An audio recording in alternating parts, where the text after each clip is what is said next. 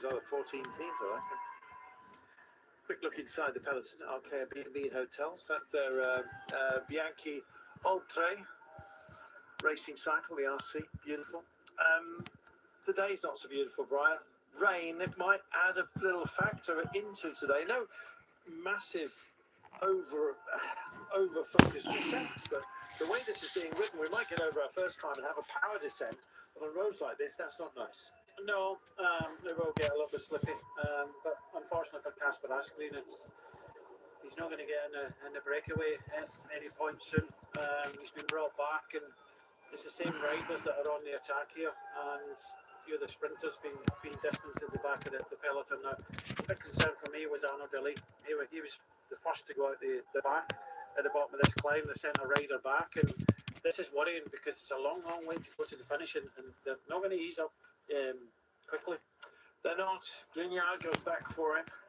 But yeah, if they're struggling now, can you imagine what it's going to be like on the more focused percentages on the Côte de Daisy? 9%, that is 3.5 kilometers. That comes with what, 50 or 60 k's remaining of the day. This day, almost designed to hurt. It is, and it's hurting a lot of riders. Kasper Asgreen has been brought back now, so he'll be hurting at time. And I said, Thibaut Nice is up to the front for Lido Trek there. Harry Sweeney getting a bit Army Rai. Still all together at the front of this peloton, but still a long way to go to the top of this third category climb. 2,914 meters of altitude gain. That is a big day, especially where it comes in a series of punches. And when you factor in the weather like this, 21 Celsius, absolute miz. Possibility of thunderstorms, not just rain, thunderstorms later on. I don't know. If you were of the opinion that this was not the usual high alpine test, well, it's certainly a test today, especially at this pace. A whole series of optimistic rolls of the dice here, and I'm afraid the table upon which they're playing is not an even one, Brian, and this is going to be a shredder. It looks like a tough stage. Michael Woods at the front here. Looks like Velasco's in there as well. I think it's Anders Johannesson, Harry Sweeney as well. Frank Vandenbroek on the left-hand side. Tom Squinch coming across with Schmidt, the Swiss champion, on the wheel. But it's just not fracturing at the front. It's just hard gesticulation there. Nobody's happy. It's raining. It's hard. We're going uphill. Oh my goodness, we've actually got, we're going to have standing water in some of the corners, We've actually got running water, gullying, as they say, across the road. You'll see that as soon as you see the little wavelets. Hard to wave goodbye to a fully determined, dialed-in peloton with Last Chance Saloon being called by many of the teams here. 7.5 kilometers before we get to the top of this first climb. I mean, I'm chuckling, but it's actually with sympathy, Brian, here, because this is nasty. It is. It's not nice, and I don't think I've seen a tour with this amount of rainy days. Do you know what? I think I have, but when it's coming, I think it's because we expect so much from the breakaways. What have we had? 7 breakaway wins in this race so far, which you say, well, it's been very predictable. Tadej Pogačar, huge lead, but it's opened up the battle for stage wins. And Aronsman again yesterday denying the main favourites. Vingegaard and Pogačar just absolutely the end of their resources. I think that, if anything, yesterday's sprint where Pogačar just couldn't pick it up, he would have liked to, shows you how hard this race has been. Yeah, well, we were talking about that a moment ago. I'm looking at Pogačar. This is the first time, I said it after the stage, first time I've actually seen him not do anything. Doesn't matter how bad he feels, but he never tried in that last bit, and I think it surprised Vingegaard that, what's happening here, and he left it too late. I'm super pleased for Timo Aronsman. Yeah, he deserved it. He went out there. I just thought it was never going to happen, but it's a case of, right, you followed me all the way up Long 2 and sprinted past me. Well, I'm going to follow you all the way up La Plana, and it was a little bit of gamesmanship. It just looks as if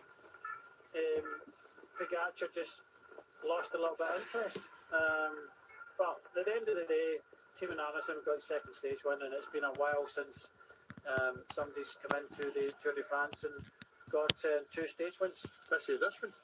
It's fantastic. Yeah. The Netherlands. Van Poppel was the last time that happened on debut. Jordi Meus on a miserable day. As you can see, he's one of the few riders who often wears a cap underneath his helmet. But yeah, it looks like he's eschewed that today. The fans, brave as they are, flash there. I don't know whether that was flash photography or a flash of lightning. We may well have a proper downpour, as if we're not displaying that already. Camera's struggling to stay clear. They'll be getting the old the automatic cleaning system, which is known as an oily rag in a few moments. Not a chamois. I don't know. But what I do know is that this is grisly. It's not supposed to be like this, Brian, but it is. I know, it's one of these stages that, just get it done, get it to Paris, and everything will be okay. And I think that the last that the riders wanted, okay, this was always going to be a hard stage up and down all day, potential breakaway success, but the element of the rain is just, making it a little bit more difficult. But we still have those 3 riders in front. The EF Education Easy Post really throwing everything at this. They had Harry Sweeney and Nelson Powless in there with Garcia Perna.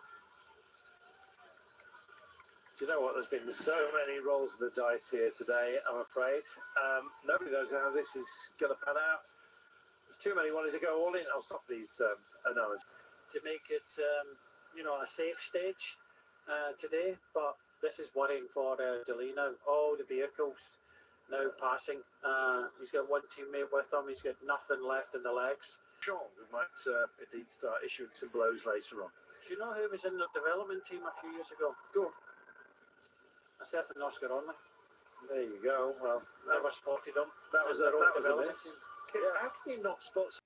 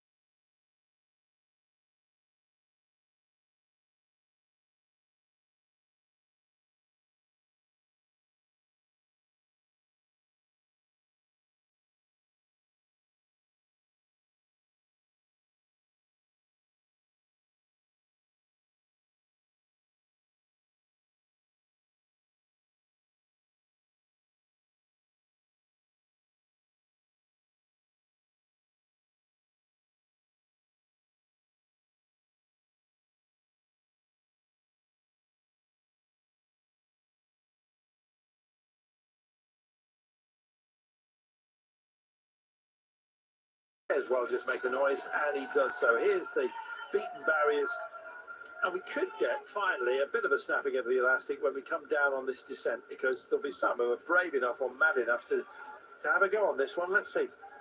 Yeah, Narvaez just goes over the top there. I think it's Valentin Parapantra. Yeah, good effort there at the right time for Louis Barry. Just going over the top of the climb, but again, a sole rider, so nobody joining him for the moment. So it didn't break in that climb, but with this tricky descent coming up in long descent, we may see something. Well, a man out at Sparschmidt, the Swiss champion, is digging in for a little bit of glory here. Jacob Alula would like to add to Ben O'Connor's victory, and he's got a kicker going on right now. Some others possibly thinking, you know what, I'll leave it till Montmartre tomorrow. And I was wondering whether that might be Julien Alaphilippe.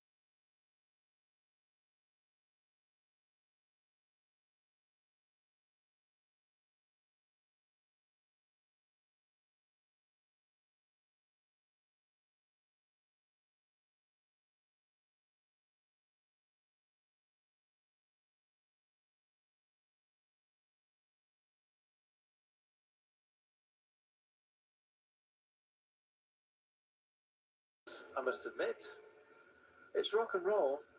This looks like a more acceptable group, one would imagine, to those that are chasing on behind, but there's another lick from behind, and there's just too much at stake, I think. Too many teams with nothing out of this race. Yeah, 14 in it wins-wise, yeah. Primož Roglič in the second part of the split, fourth behind Tim Wellens at front now, just knitting this back together again. I love it when you bring in a bit of crochet to the commentary. I don't mind. No, I've seen some of your doilies, they're amazing. Started off with just a little old cotton reel, wasn't it? And 4 nails in the top of it. Take your fun where you can. I can be very crafty. ክቡራት ተዓዘብቲ ቅሬታ እንዳሓተትና ብናይ ቴክኒክ ጉዳይ ቁልፊ ሽግር ኣጋጢምና ፀኒሑ 153 ኪሎ ሜትር በፂሖም ኣሎ ተሪፎም ኣሎ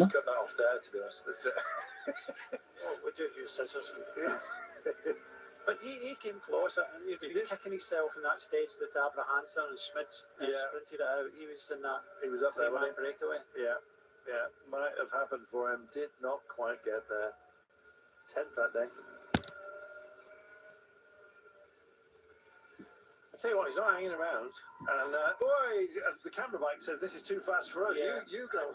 You go. Yeah, that's a good manoeuvre. You always say, look, if they're coming up too quickly, just move to the side and let them pass. Yeah, exactly. He is fully committed. Do you think he's got rain tyres on? No, I think there's only one. No, he might have. I think the Astana do have rain tyres. I think they do, yeah. The Specialized do them, don't they? Yeah. Yeah. Have you ever seen those custom ones where you actually cut them in yourself? That's very old school. No, I haven't. No. Yeah. Get a little hot iron. Start. Yeah. Anyway. Is that what you do with your Brompton? Ah, good old Brommy. Served me well this race, I've got to say.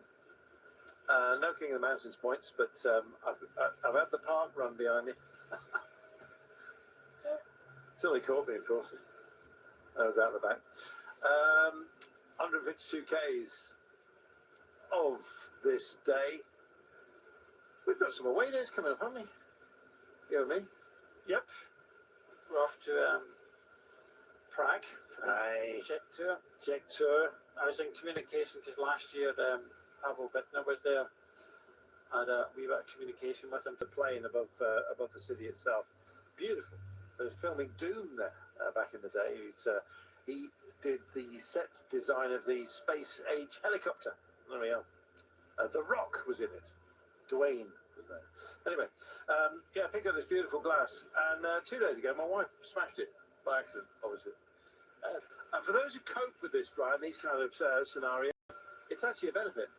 And it's how you deal with it. There's a lot of tired legs, tired minds, and when you get the rain coming down, you think, oh, just want to get to the end, but it looks as if it might dry up. Not in this corner, of course, but it's looking down the valley here. It looks brighter. Well, you would know this, Brian. The search for vitamin D, it goes on, doesn't it, in your homeland? Yeah, you know where in your body you absorb most of your vitamin D? Top of the head. No, your torso. Oh, it's only because it's the biggest volume of flesh. So if you want plenty of vitamin D, tap off, as they say. Oh, there we are. Yeah. Of course, you could always take a tablet. Yeah, of course, yeah. Get your sunbox out. You've got one of them in the basement, haven't you? Oh, well, no, I don't be doing that. ቀዳሚቱን ጉጅለ ያዝ ንሪአልና ተዓዘብቲ ሓያል ቁልቁለት እዩ ዘሎ ከምንሪኦ ዘለና ማይ ዝናቡን ሃሪሙሎ Anyway, I didn't realise you were so touchy about it there. I would bring that one up again. 5 seconds. My colour is all natural. Oh, I don't know how you manage it. If there was ever somebody who looked like he's taken a bathe in oxtail soup, it is Brian Smith in the summertime. It is quite something, I've got to tell you. And if he does want more reflected light, all he has to do is stand next to me with the tape off. I've got this famous bluey white that, quite frankly... Celtic white. That's it. Well, we all know where us Abis originally hail from. That's over the border. 148 kilometers. It's been pacey. ናብ ኩሉ ንኽባፅሕ ላይክ ሼር ግበሩ ሳብስክራይብ ንኩሉ ሰብ ማዓንታ ክትዕዘቦ ሼር ኣይንዕናቕ ሳብስክራይብ The race of 47 minutes, and the average pace is 45.2. We are not hanging about. It's going to go up before we hit the valley bottom here. We're just about to dip into the realms of a bit of flatland. There's not much of it today to play with, right? No, there's none. It's just up and down all day, pretty much. This is Jorgensen and Mauro Schmidt, the Swiss champion. Mauro Schmidt. I don't know why we had a viewer poll on our on TNT, and nobody in the viewership picked Mauro Schmidt. Remember we did Tour de Suisse together, and in a couple of days he came close in the Tour de Suisse on a couple of the sprint stages. And in this, he's come so close. He's been in a lot of breaks. He's tried hard, sometimes too hard, and he has never say die. He's going for it again today. This is the problem, though, Brian. He's only got 6 seconds on a very, very large group. You burn yourself at moments like this. I still think the winner of today is going to go late. I don't know. We're already 146 kilometres to go. It's not breaking. It's just look. It's all coming back together again. Yeah, that's what I mean. And you've got another 4 category climb coming up. It's going to be non-stop, but at some point something's going to have to break. Will it be the elastic? Will it be the will?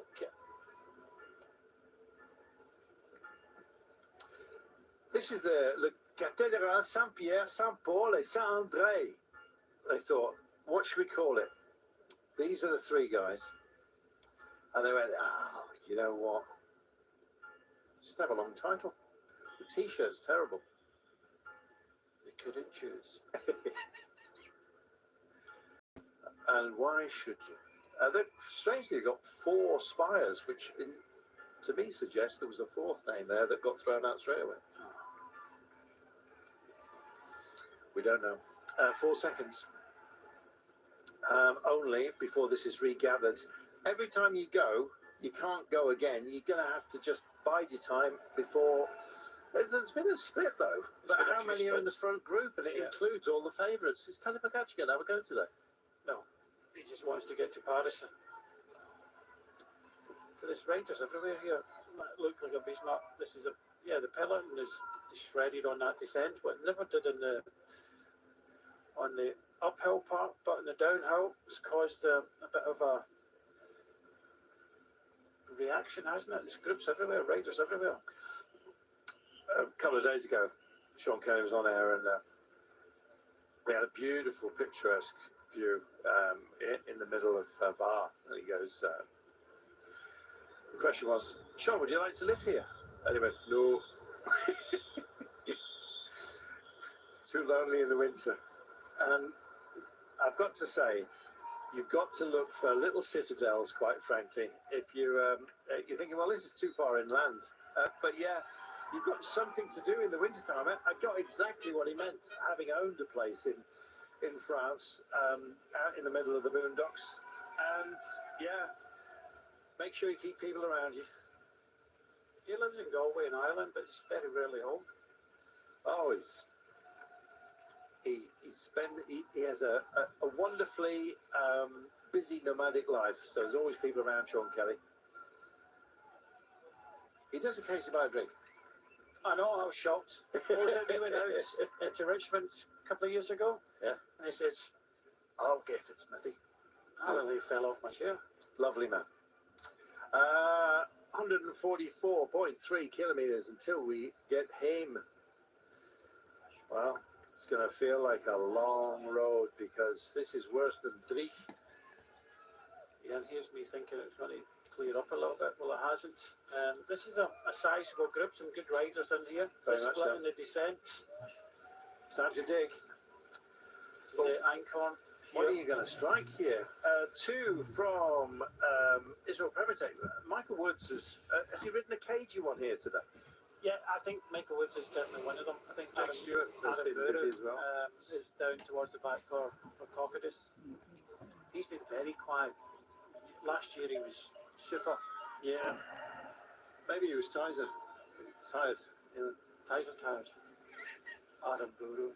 And that's been helping Oscar Onley as well, I believe. Yeah. There we go. Summer National League. Is it Irvin or Iron? Andrew. Yeah, I know it's just there's no in the middle there. But anyway,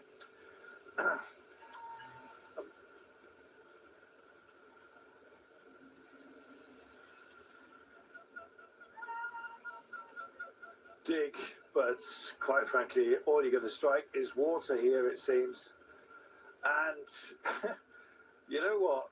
There is some ambition being displayed here, and I'm absolutely loving it. But we've got splits. We thought we got ourselves an effective fighting force of what, about 20 riders here.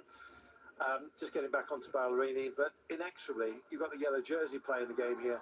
It's Quinn Simmons. Where is he? Yeah, exactly. Niels Pollard. Exactly. Zafiri there, Mark Soler, Lecterson. These are at the back. These guys looks as if, because the others were. That's about 30 seconds. That was fed right off the back as well. leaving it today then, potentially to Matej Mohoric. Who knows? Ben Healy, who else? Yeah. Here he is. The Irish bomber. Hershey's here. This is a forlorn look back. This is Mohoric trying to collect Fred Wright. I don't know whether he's had a technical or what. But what you do know is that this is a horrible day. Yeah, it's getting harder and harder. Riders all over the place. I didn't see anything, and we didn't hear anything of happened in that descent. So it looked as if Fred Wright was actually okay at the start of the stage. So potentially, maybe a puncture. Something wobbly, yeah. And with the sort of pace we've got here, Brian, it's a desperate thing to try and get a breakaway. It's even worse to try and get back on if you've had an incident. Yeah, I can only think that something has happened. Yeah. But just looking again, this is another group. That was the group behind this group. I think Captain Arts was at the back there. Yeah, this is the front group. You could see that the commissaire and neutral were trying to go past that group. So there's another big group behind us with a lot of decent riders. Behind that, you've got Mohoric looking for Fred Wright. I haven't seen Axel Laurence yet. No, I saw him earlier on in the first. He's up here, I think, towards the front. He's within this band of brothers, but just in that with the Tadej Pogačar group. Pogačar's a good wheel to follow, actually.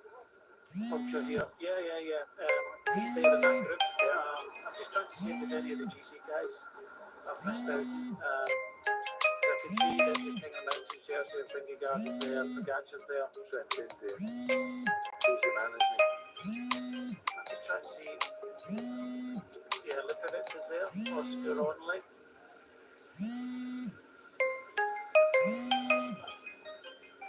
Could this be a day to have a little bit of a kick on in the young riders competition? You have to look at all opportunities.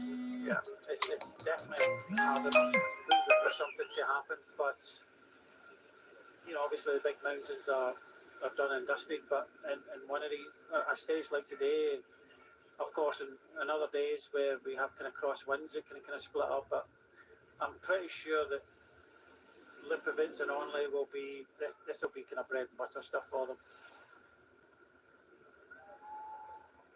Just trying to see, I know it's a Lipovitz there, but I think picnic posts now are there, but very difficult to see who. This is the second group on the road.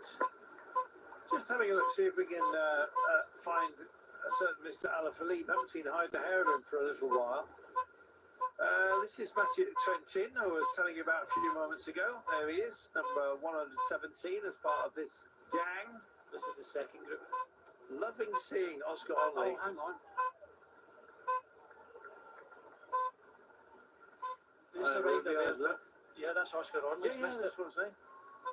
Let's have a look. That's the group with Onley, and it's at 37 seconds. Now then, this is all the horn work, and then it would be lovely to see the bridge, but right now, gird your loins here, Brian. It's getting gnarly. Yeah, this is Axel Laurence and Pascal Einkorn, but I saw at least one picnic post and rider in this front group. Why are they not dropping back for Onley? I don't know. Was it Frank Vandenbroek? It's kind of hard to see from the pictures we're getting. Yeah. Let's have a look. Only good 35 seconds, so they're motivated. Jonas Aguirre is just shouldering up onto the wheel of somebody from Team Total Energies. And Axel Laurence wants company. So I'm not going to do this all on my own. And all of a sudden it comes, and guess what? Tim Wellens has been ubiquitous, hasn't he, today? He has. This is Matthew Jorgensen at the front here for Visma Elisabeth going across. A couple of riders with him, but yeah, a bit of concern for Oscar Onley. He's only, 30 seconds behind the main kind of body of this peloton, but yeah, still very active at the front. And let's hope he's got, plenty of teammates. He's got one here, I think it is Frank Vandenbroek, but I hope he's got some teammates to bring him back. Let's see. Do you know, nothing is settled today, and for that, we are eternally grateful. Onley finds himself 40 seconds now. The pace may well change if, I guess, word gets through. It depends on how much of a threat you regard these riders as being. Oh, hello. Just nudging his way through here, Chris Nylands for Israel Premier Tech. There's a lot of keenness to be in the right place. Question is, Brian Smith, is this the right time? Yeah, you just saw a wave from Red Bull there.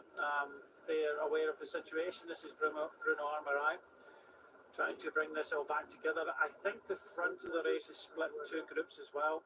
And I'm right, but they're just coming back now. But still 32 seconds. You can see the yellow jersey at the back of this main group. Vingegaard is there. Leipovitz is there. But the only person missing is Oscar Onley.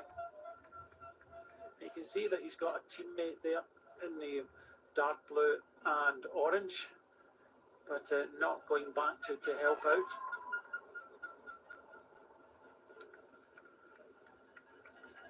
Brian, Declan back on cans again, and yeah, it's an interesting development here. Oscar Onley, the legs not really recovered after yesterday's brave effort to try and unseat Florian Leipovitz from that third place overall in general classification. Difficult moment for him, but not cause for panic just yet. No, I don't think that. I think it will come back together, but it's not ideal. This split on the descent, so maybe not in the best position on that descent. So yeah, not ideal. I think Tobias Lundis, here's another rider that can get up in this type of stage if he can get in that front group. So that's the reason why. I think there's a couple of picnic post NL riders in this group. That's why they're not being sent back at all.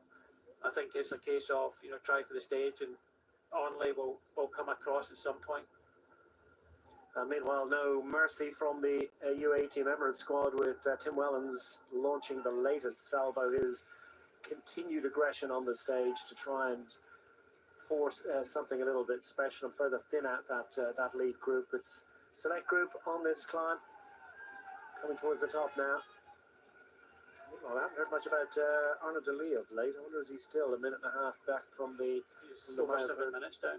Oh, so he's the continuing to... There was only two riders, wasn't there? He just had Sebastian Grignon, who was doing a great job for him, but it's going to be a really, really long day for Arnaud Delis. Yeah, this is Wellens. Tom Sean is up there with him. So this is Frank Vandenbroek is definitely there.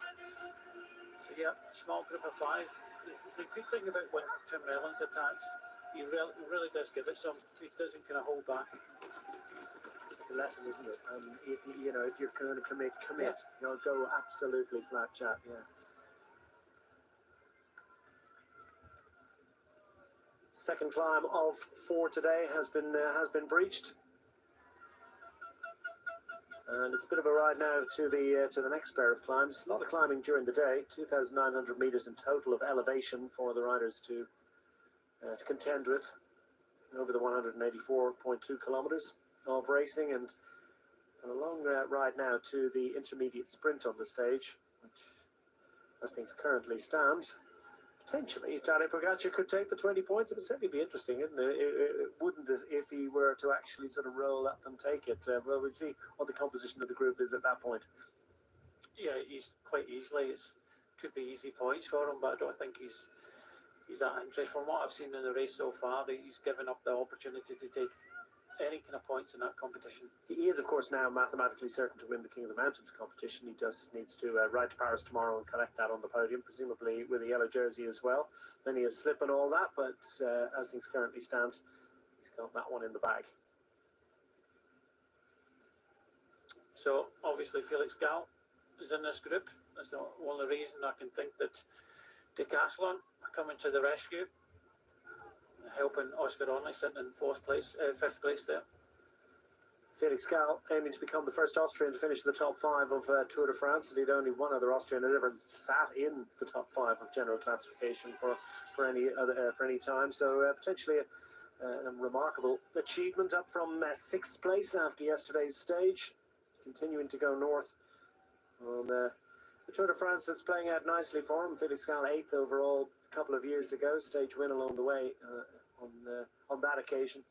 And Gall, no stage win so far, but got a bit of a problem to solve, and he's got teammates to do it, and they weren't found wanting yesterday either, setting a pretty aggressive tempo to eliminate Primoz Roglic and move him down 3 places on general classification. So the Decathlon AG Tour Le Mondial squad are finishing the Tour de France strongly, with numerous riders still in the fullness of their health, and that's going to be helpful for not just Felix Gall but also for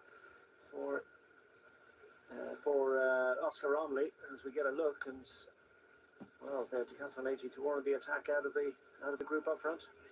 Yeah, I think this is Jorgensen again, but we get 5 riders in here. I think it's Aurelien Paris-Pantra, Tim Wellens, Frank Vandenbroek. I think Kostju's made it as well. Deletra and Drisners for Lotto.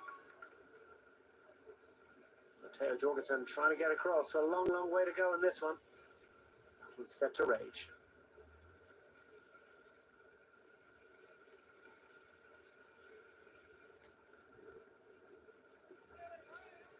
And the weather conditions closed in a little bit. That's made the descents that little bit more challenging as well, and that's added to the sort of the complication for so many riders. And it was a long one at that. It was a long climb for a third category climb, but it was a long descent as well. And when we came off it into the town at the bottom, there was gaps everywhere. Even behind it, we kind of speculated that Fred Wright had a problem on the descent. We saw that Victor Kampenaerts had a puncture as well, so I think Mohoric was looking to go back and try and kind of get Fred Wright back up. So keep an eye on that. They're a little bit further behind. But I saw Mohoric coming out and I was surprised. So that's interesting. Yes. Yeah. But just looking at the back of this group now, it looks as if the 2 groups are now coming together. So the kind of yellow jersey group will soon have the only group for company. Tim Wellens, stage winner already in Tour de France 2025, took his second career Tour de France stage victory into Carcassonne. It's 2 riders from the UAE Team Emirates squad that have taken glory in Tour de France this year. I'd like to do it again. I'll tell you what, if it was a canny, measured and sort of very clever ride by Tim Wellens to get into the break, and how he rode in the break when he got there on the ride to Carcassonne. It's slightly different today, isn't it? It's all action from him. He's on the attack. He's trying to force this one. He's trying to make the race and create the winning break. Yeah, they've got a free pass today. I think Marc Soler, I think all of them, to be honest with you. It's on Narvaez up there towards the front as well. So if you want to get involved with the action, try and win a stage. Of course, Pogacar is the first port of call to make sure that he gets through this stage safe. And obviously, these kind of tricky, wet conditions, you just have to make sure that he is safe in the peloton. But still, Declan, we started with 184. We've already done 50 kilometres, and nothing has got away. It's got away. Pavel Sivakov going out the back a little while ago. He's had a bit of an up and down Tour de France, and difficult moment for the Frenchman, as he's not there. He may well have a free pass, but his pass is going to be revoked if he's not available to try for the win today. His teammate though, with Jorgensen, these have been standout competitors in recent days and across the 3 weeks. This is Kostju, who did absolutely fabulous work for Kevin Vauquelin yesterday. Tough moment for Kevin Vauquelin. He remains in the top 10. He's 7th overall, 25.30 down on Tadej Pogacar, but the leading Frenchman on general classification for the Arcaire B&B Hotels squad.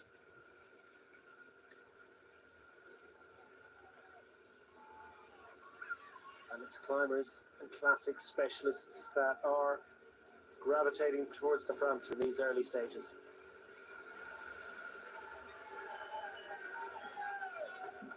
Tough day out as we head towards the penultimate stage, or the second half of the penultimate stage. What a busy first hour of racing it's been. All action right from the start. Kasper Asgreen launching the first meaningful move off the front. Half a minute at one stage. The EF Education Easy Pose squad, for all their aggression, with Ben Healy and Nielsen Paulus and Harry Sweeney also on the attack.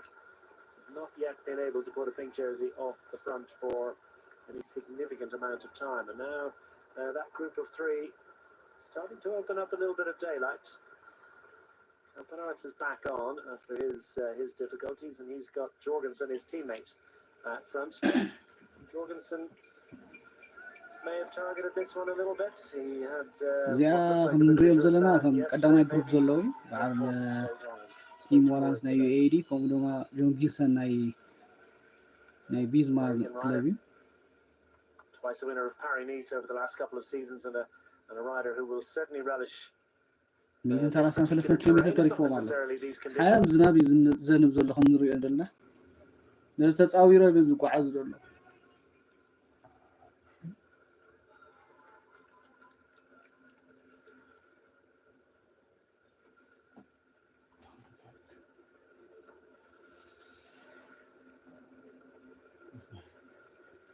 Meanwhile, it's going to be a long ride today, I think, for what is a relatively slim, ولا ግመ ከይተረፈ ይዕፍኖም ዘሎ including the green jersey, Jonathan Milan, but that group is set to swell in size, I think, as the day goes حيلي on. ዘድልየካ More riders find that ነዚ ተፃዊርካ ትዕወት ዘሎ legs are ተብሎ weary ብጣዕሚ and their ብጣዕሚ opportunities ከቢድ to secure a stage success diminish and dwindle away. ሼር ኣይንሕመቕ ናብ ኩሉ ንክባፃሕ ሼር ሳብስክራይብ ላይክ ኣይንሕመቕ launches the latest salvo for the Movistar squad. Best finish. ይተታትኩም ደሞ ኣስፍሩ ጸሓፉ ኮመንት 2025. That's not what they came for, and they have been increasingly active in this final week of racing. We've seen so many attacks launched, but they haven't quite managed to get everything that they wanted. And now look at the situation with a bit of a split in that main peloton, and great drama or panic for Tadej Pogacar and Jonas Vingegaard. This uncategorized climb certainly testing the legs of more than a few.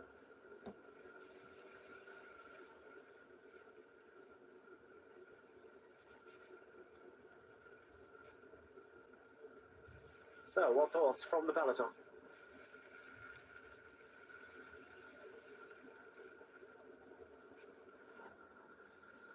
So I'm just behind the peloton now. I've got Lawrence Pithy just behind me, just trying to get back in contact. And this has been absolutely, hey mate, he's all right, obviously. There's a lot of guys that are just on the hands and knees, full gas bike riding. There's riders out the back, Stuyven and a few others, and they made a barrage between Stuyven, I think Tiege Benoot was there, but there's groups just everywhere, bodies everywhere on the road.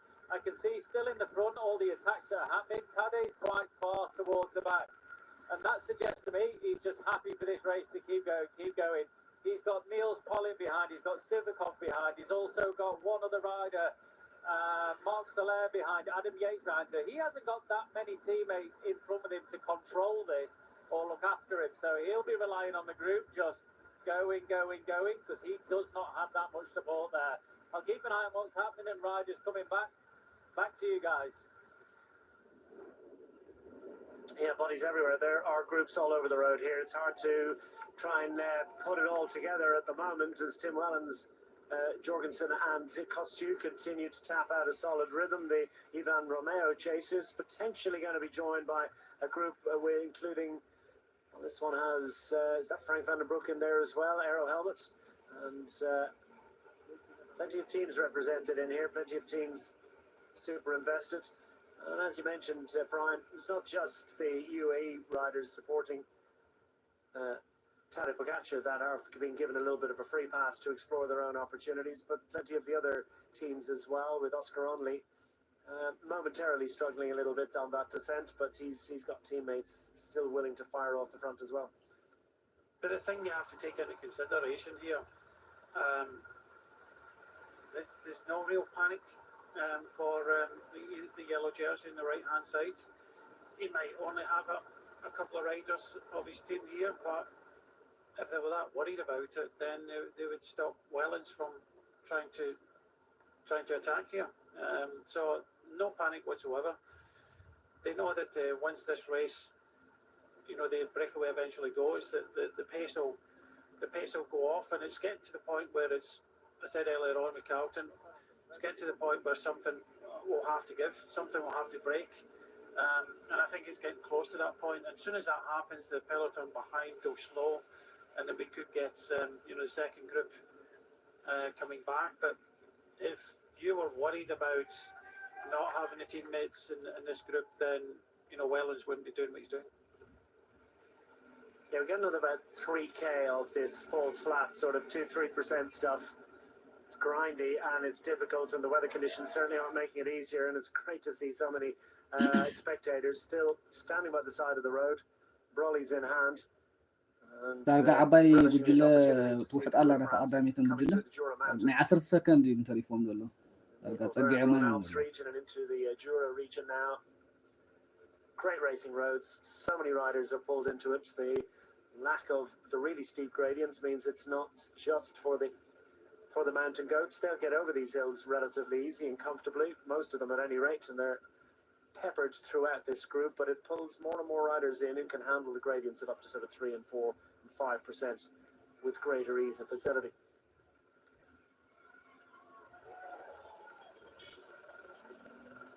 The riders are just popping left, right and centre. They've invested, but running out of endurance, I suppose, at the end of 3 long weeks of racing. We saw just showing the effects of 3 long weeks. Mathis Louvel has just been dropped from the group, including the yellow jersey. To be there at this point, actually, is no mean achievement.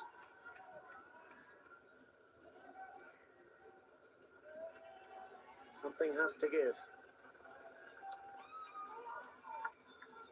This one is sort of the gradient will start to ease with about 127 kilometers to go. That is not second group now. This is a perfect combination, I think, for him as well to get across here. Do you find that riders will actually follow each other in races? And this happen. It seems to be the same riders. Of course, everybody knows getting deep into a Grand Tour who's got good legs, who hasn't, and when you see them going, you go with them.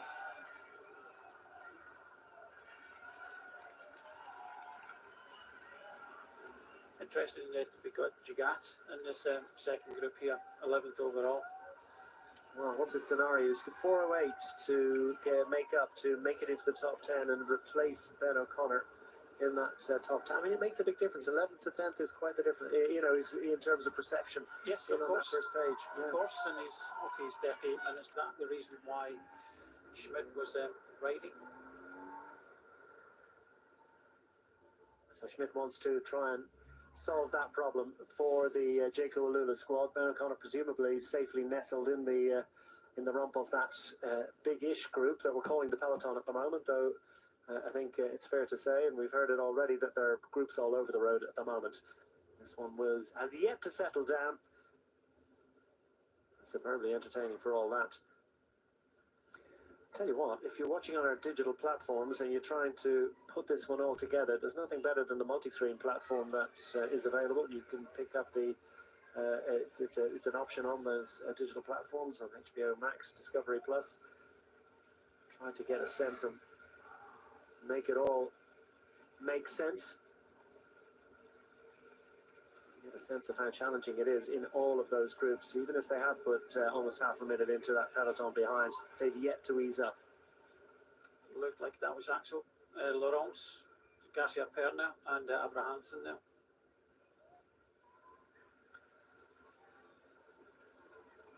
Abrahamsen's latest bid for a second stage victory looks like it's coming to naught for now at any rate. What an impressive job being done by Tim Wellens, Matteo Jorgensen and Ewan Kostu. A fine day for a picnic. Yeah, absolutely. Yeah, Scottish picnic.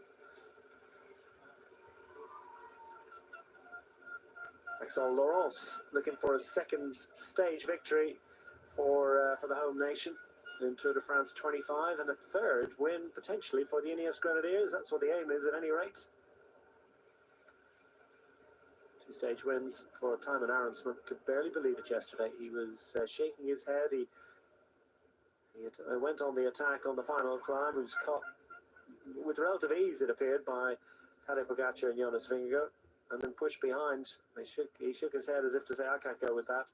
And then they eased ever so slightly, fractionally. He was able to grind his way back on. Sensed the pace was something less than he could manage, and then decided to go on the attack. And fortune certainly favouring the brave. It wasn't just brave; it was a very strong performance yesterday, and it got its just reward. Albeit we were waiting and waiting and waiting for some sort of response from behind. Never quite happened, and we wonder whether Tadej Pogacar wasn't just ever so slightly irritated. So Laurent's off the front. His teammate Sam Watson, the British national road race champion, just easing along on the front of the peloton behind. But is this kind of kidding, hoodwinking kind of pace that he's setting? Is Laurent still in front? No. No, he's been closed down by Ballerini again. It's a classics day. And Ballerini, come at the hour and all that. Absolutely ideal for this kind of scenario. Stand a squad. Fifth place finish for Davide Ballerini. Managed to infiltrate get in amongst the sprinters a few days ago, and a crash in the final kilometre in wet weather conditions. He's on the right side of that one. His teammates to assist him actually in that final finishing sprint. Yevgeny Fedorov, unfortunately a non-starter today, so down to 160 riders.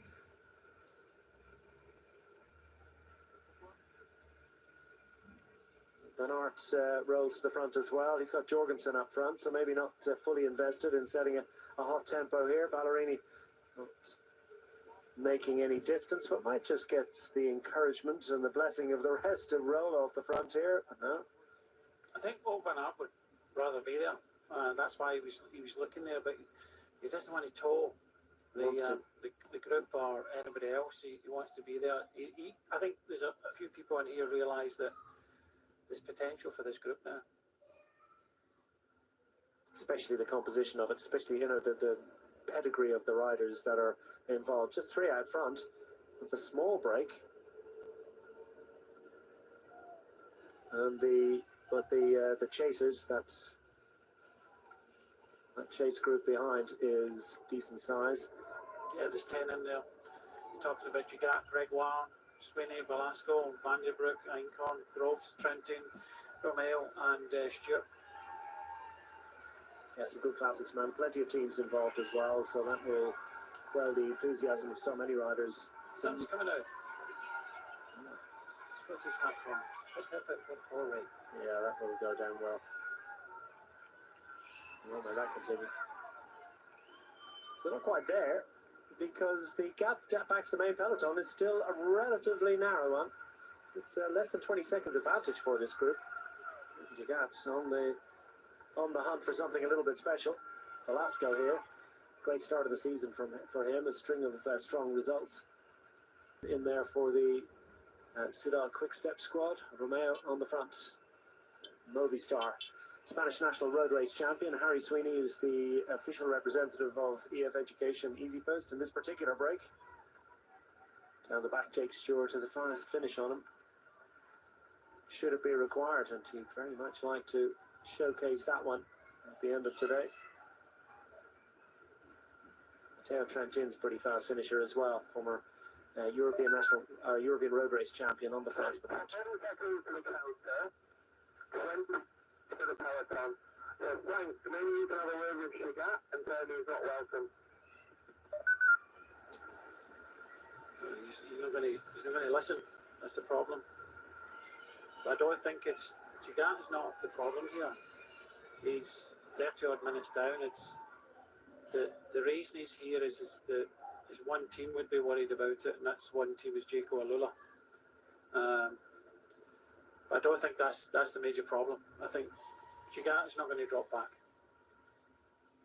And it's only one team chasing. It is Ben O'Connor's squad. They want to hang on to that top 10 finishing position in Paris tomorrow. And Jordan Gigat, who's trying to nudge into the top 10, sitting 11th overall. But he's got to make up 4 minutes and 8 seconds.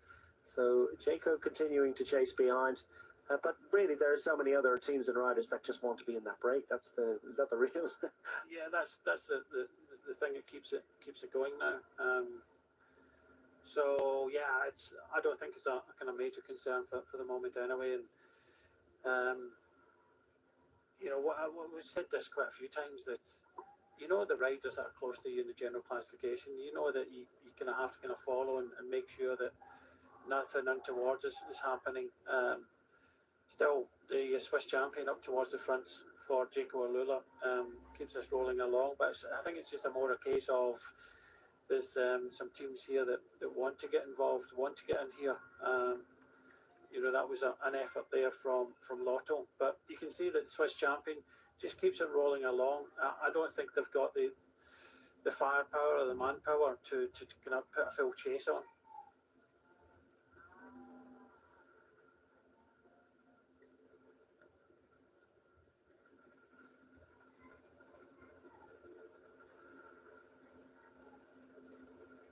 Winding up, twisting our way through the Jura Mountains, ultimately heading north towards Paris into something of a headwind here, although you wouldn't really notice it. It hasn't affected the intensity of the racing, that's for sure. And now they join up front. It's a select group with a minute advantage.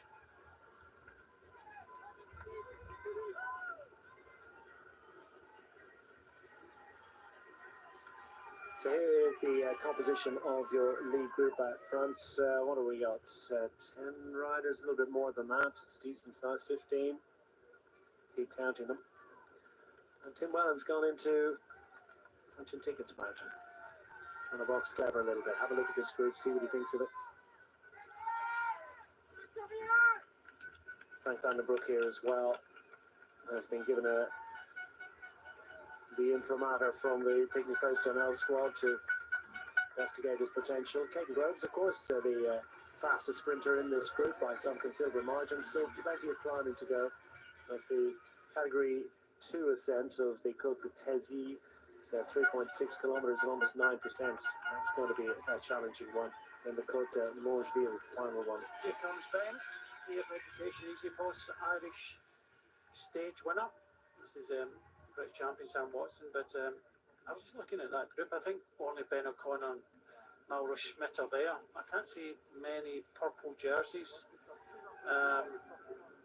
so I don't think there's any kind of real. It's just the fact that more riders want to get themselves in this breakaway. This keeps keeping this gap down. Sam Watson and to a slightly lesser extent Ben Healy. That one didn't quite work out. The latest salvo fired by Uno X. It let this one in there, or was it? Couldn't quite get the jersey, but at any rate, we'll find out. Interesting scenario here is Tim Whelan's are dropping out. Caden Groves, is he dropping out of this group, or maybe just tries to? Yeah, pulling guys out the back and just trying to. It will be a case of Caden Groves just wanting to kind of sit in the back, and Tim Whelan saying, "Well, no, I'm not going to allow you to sit on the back. So either you do some work, or just let the wheel go." Tim Whelan's played the Tadej Pogacar card quite well on the day that he won his stage into Carcassonne. Is he also doing something similar? And Caden Groves willing to give up his position out front? I see Whelans, he just bluffed Whelans there and said, "Well, I don't really care." It was clear that Tim Whelans wanted to be in the breakaway, and he just bluffed him there. Well, he is one of the cleverest riders in the peloton, but he's using energy, that he needs for later on here by doing that thing of trying to bring guys out the back. Sometimes I think it's just a waste of mental energy and anxiety as well. Sometimes. Not sure how you feel about it. No, that always happens, doesn't it? It's Caden Groves. It's the fastest rider, as you've already mentioned, with some margin. So you don't want to make it easy for him. And if he starts sitting on the back, then you don't want that. So there's a time and a place for these things, and I really do think that you get organised. If I was in the car behind, even with Picnic Post and up, just get organised. It doesn't really matter. Just focus on pushing this gap out rather than worrying about who's chasing behind.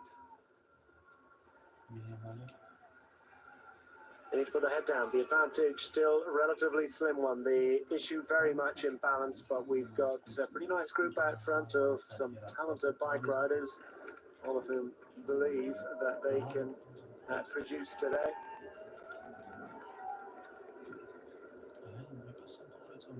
Jorgensen has not been found wanting throughout this There's push to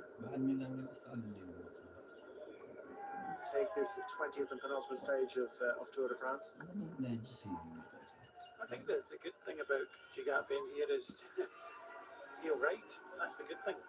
You know, he wants this to be successful, so he'll write because, you know, if he can gain that in a 4 or 5 minutes, and this is what he's doing now, just push it out a little bit, and that's what you want. It didn't seem to be too organised. This is the chase group now at 24 seconds, but it's starting to rise a little bit, 35, 36 seconds. I'm still looking at the peloton, and I can only see Mauro Smith and I think Ben O'Connor there for Jake O'Lula. So they've made a mistake, but I don't think they've got enough firepower to repair it. So the good thing about Gigat being here is he will want to ride because he realises there's a big opportunity to get the top 10. There's discord. Pascal Encorn's not happy, wants everybody riding through.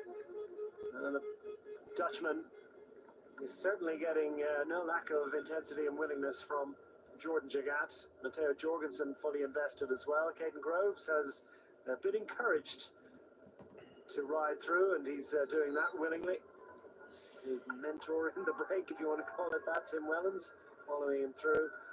Van der Broek as well, and Harry Sweeney et al. All starting to get themselves organised and gap out to 41 seconds. For the first time, there's a decent wedge being forced between the leaders and the main peloton behind. And Van Moore trying to ride across in the company of Sam Watson.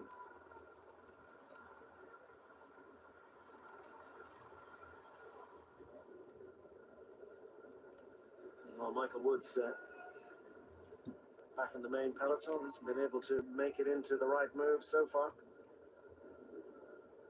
There is an opportunity potentially tomorrow as well. Ordinarily, we think of that as being a demonstration run to a big fast sprint. So the introduction of the sort of main finishing circuit from last year's Olympic road race and the climb of Bouton and Montmartre is certainly going to make things very interesting indeed. It's a short, very sharp, intense climb for tired riders, and just skews that one a little bit away from the usual fast finishers. Might be seen as with trepidation indeed by the likes of Jonathan Milan and company. Speaking of whom, he's 10 minutes down. So he's got plenty of friends. He's no doubt trying to save a bit of energy as well.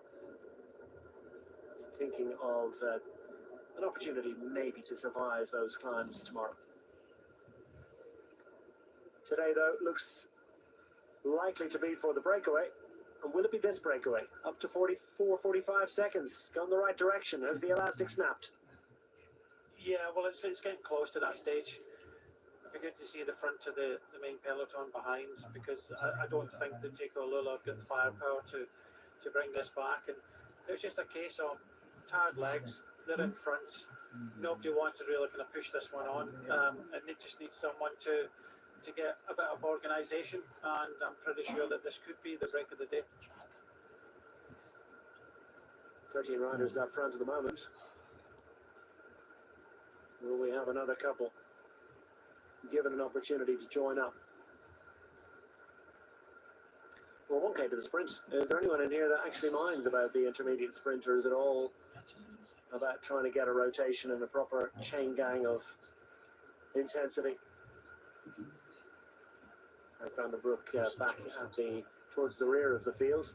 We talk about Caden Groves' ability in the sprint. Van der Broek will certainly feel and rider down, and that's why the Arkea B&B Hotels riders has to go back and retrieve his bike. And that's Mauro Schmidt. Schmidt, indeed, the Jake O'Lula rider. He's the national champion of Switzerland. Apologies.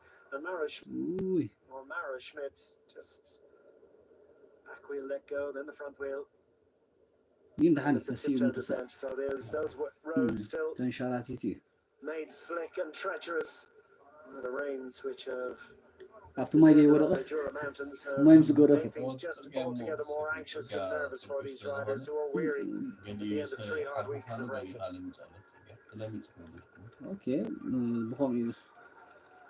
Through the sprint, and it's just about staying thereabouts. I haven't mentioned Jake Stewart of late. Of course, he's pretty quick in a sprint when required as well. But you've got to get up and over those climbs coming towards the back end of the day. Final climb, by the way, is a relatively short one. It's a Cat 4 ascent, and begins with 26.5 kilometers remaining. Long way to that. No points for Tadej Pogacar in the intermediate sprint. Jonathan Milan seeming assured of that one.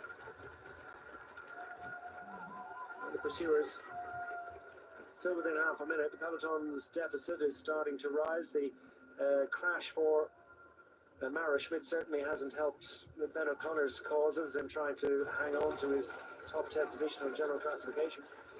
No, Bruno Armorai just went through it there. I'm just trying to look at the peloton now, see if there's any purple jerseys in this group. That's Ben O'Connor at the back, that's it. So they only had Mauro Schmidt. That was, looked to me as if it was just, all the weight was in the front of the bike there. And it was all the weight was in the front of the front wheel, you know, because he was kind of bent over and all of a sudden just hit a patch and off he went. But I wouldn't what's going to make this breakaway successful is they all start working together, because Gigat's got every right to be here. This Mauro Smith was the only rider that was at the back.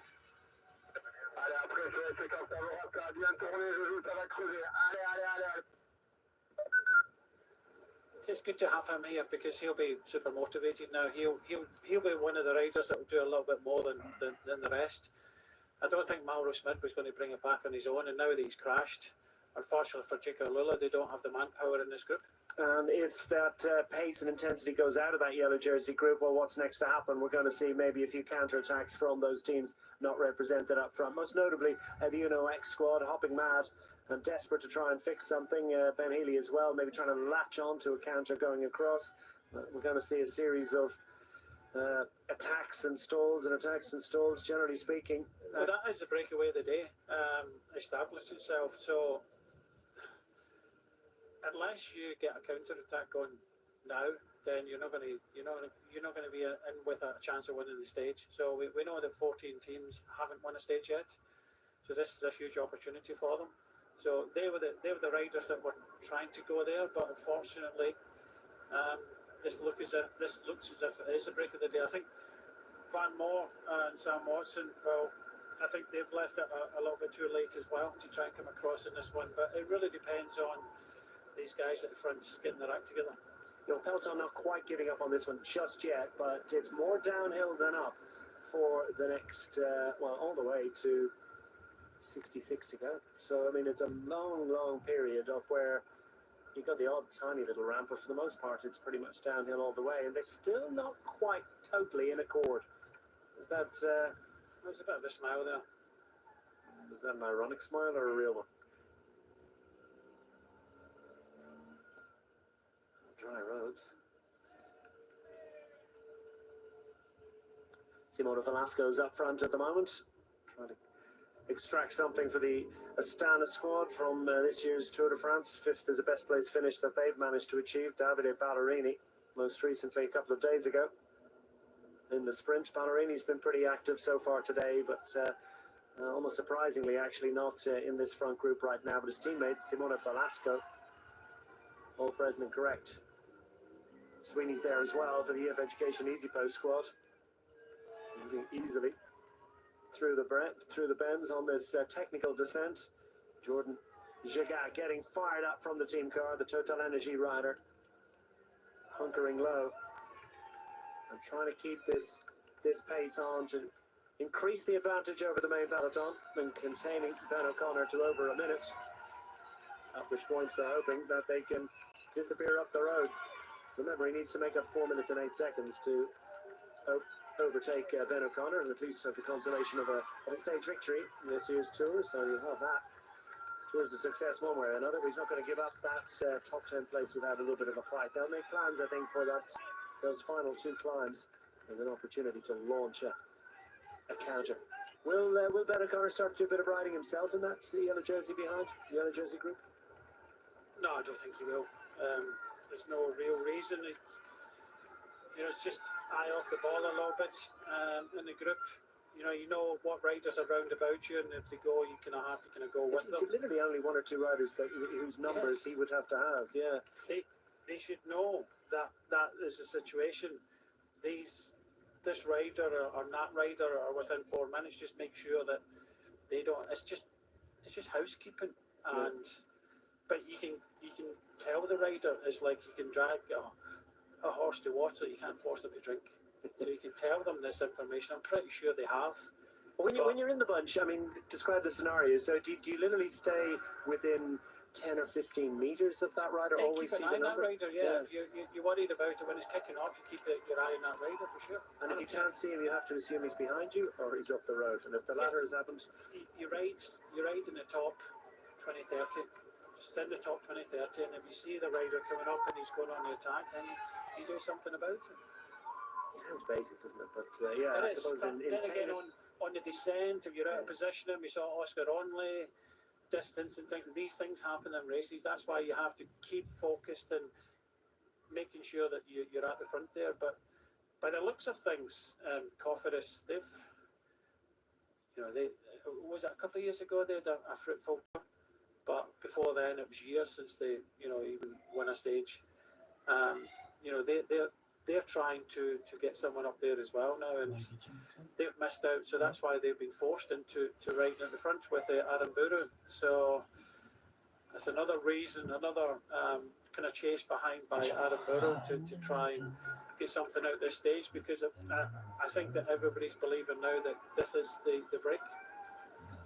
increasingly anxious, and what tends to happen then is potentially a bit of a breakdown in communication and understanding and coordination and support. Cofidis squad. Slim picking so far in Tour de France 25.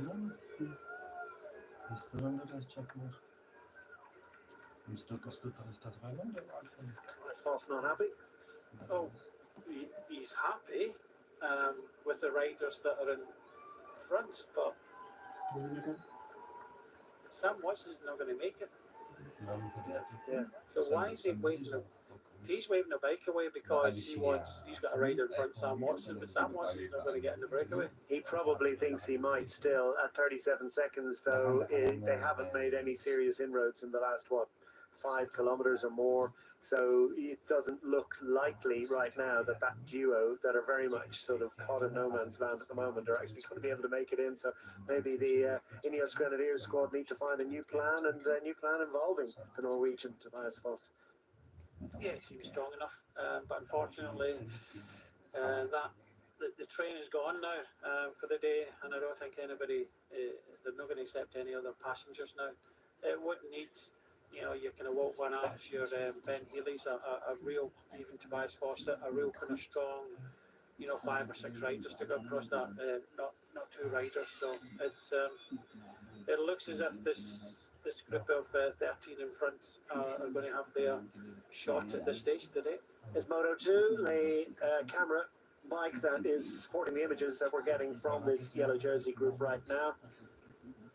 So what a great job they've done throughout the 3 weeks of racing. They'll be exhausted too, those motor riders and pillions carrying the camera. It's a heavy camera, if it's too light, it actually sort of bounces around. And even though they have the wonderful image stabilization and the lenses of those fabulous cameras, if the camera itself is too light, then it doesn't. It's hard to keep a decent stabilized knocked off image. So it's knocked off obviously, but it's an image that you would be able to discern the riders in a correct way. So it tends to be quite a heavy piece of equipment to sort of lug around non-stop for 4 to 5 hours, day in, day out. Well, just look at Jagat here. This is why it's a good thing to have him in the breakaway, because he'll want to ride. It's not missing a turn. Look at that, slotting in. Yeah. But the only problem that they've got here in this group, it doesn't look as if they're all riding hard enough. They're all wanting to be here, but they're just not totally committed to this. Peloton out to 117. GC contenders thereabouts. This looks as if it's Soler and Niels Pollitt coming back to the yellow jersey group. And Mario Schmidt will certainly be grateful for that fact, because he's been off his bike, as we saw. He's collected a spare bike. Dossard flapping in the breeze, no problem taking him out, for the most part at any rate. But that a big white cross makes him a little bit more identifiable than most riders in the peloton. Swiss National Road Race champion for the last couple of years. It's a time trial title as well.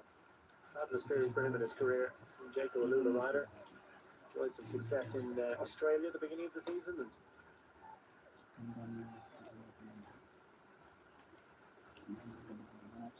Schmidt at the back of this group, looking to make a junction once more with that yellow jersey group up front. He's just taking a little bit of a moment, crashing from the front of the yellow jersey group when he was doing work on behalf of Ben O'Connor, who's trying to protect his 10th place overall situation for the Jaco Alula squad. And Ben O'Connor is in that jersey group, but his deficit now on the road to Jordan Jagat's now up to 1 minute and 16 seconds. Jagat trying to move up into the top 10 on GC. I don't think we're going to see a whole lot of other movements in general classification in the last two stages. Looks like it's pretty much done and dusted at this point. We had a great old scrap yesterday, though, between Florian Lipovitz and Oscar Onley. At one point, Onley had a little bit of daylight on Lipovitz when Tadej Pogačar launched that attack. About halfway up the final climb of the day on La Plana. But after that, it sort of ebbed away from Oscar Onley a little bit. Yeah, it was pretty kind of even Stevens, but I think Lipovitz just did that little bit kind of extra. He really suffered the day before up the Col de la Loz, and lost a considerable amount of time. But it was just tactically they got it wrong, and the effort he made before he got there, I think, paid for it in the end. But still, Scottish history being equalled with Robert Miller's performance in 1984, a fourth place. That was the same year he won the King of the Mountains, and it's good that Oscar Onley is putting Scottish road cycling, back up there after 41 years. But looking at Jagat being here, this is big for Total Energy's team. To be able to place a rider in the top 10, that for me is almost a kind of dream come true for them.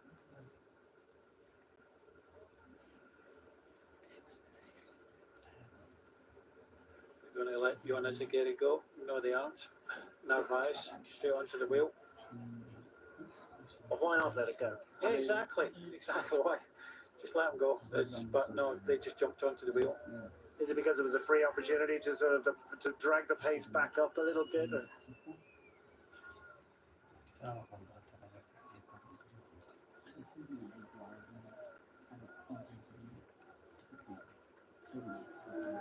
Tadej Pogačar moving up towards the front of the group at the moment.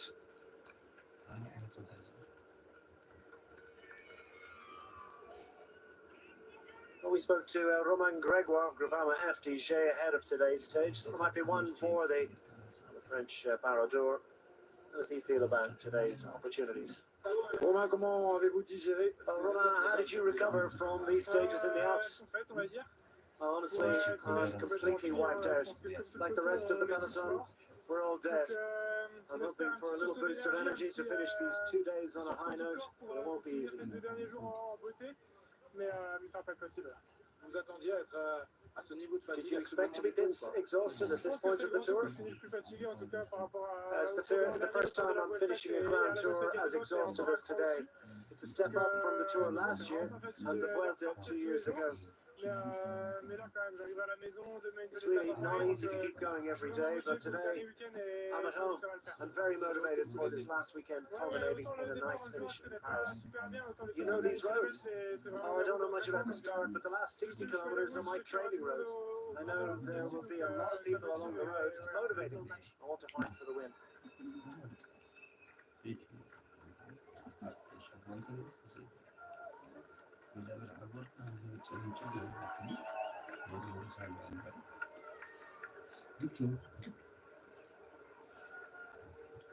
Yeah, confidence have missed out this one, Adam Bauer. Now on the frontier. I think Pogačar's team of UAE team hours have just said, right, that's it. Just going to kind of lock this down. Safety first. But I think confidence have only got one rider further back, Jonas Aguirre. I don't think they've got many numbers, so this is this is a bit painful for them. That the last potential stage for them, they haven't got any representation at all. Yeah, Slim Diggins, best finishing position on any stage of Tour de France is 7th for Cofidis. That's not really what's required. It's a team that exists, well, it's been around a long time now, and it exists solely and for the Tour de France in actual fact. For so many teams, of course, it's such an important moment. Meanwhile, up front, there's still not entire record in that breakaway group, is there? And Romain Gregoire safely in, of course, on home roads, looking to produce some glory. Caden Groves just powers through on the front, made a little bit of daylight, filling every gap at the moment. Jordan Jagat happy for the contribution from Pascal Encorn, and the gap going out to the main peloton. Still trying to fend off the two chasers behind. Looks as if I think they're going to do that. 13 riders in the lead. Inside 100 kilometers remaining of this penultimate stage of Tour de France. Simone Velasco rider on the deck behind. It's one of the come to grief here. Champoussin. He's just holding his... just stepped out. That's remarkable. And that's sore because on a wet road you'll slide for a long while, and there's going to be quite a lot of road rash. Just watching it turn from tan skin to pink to red.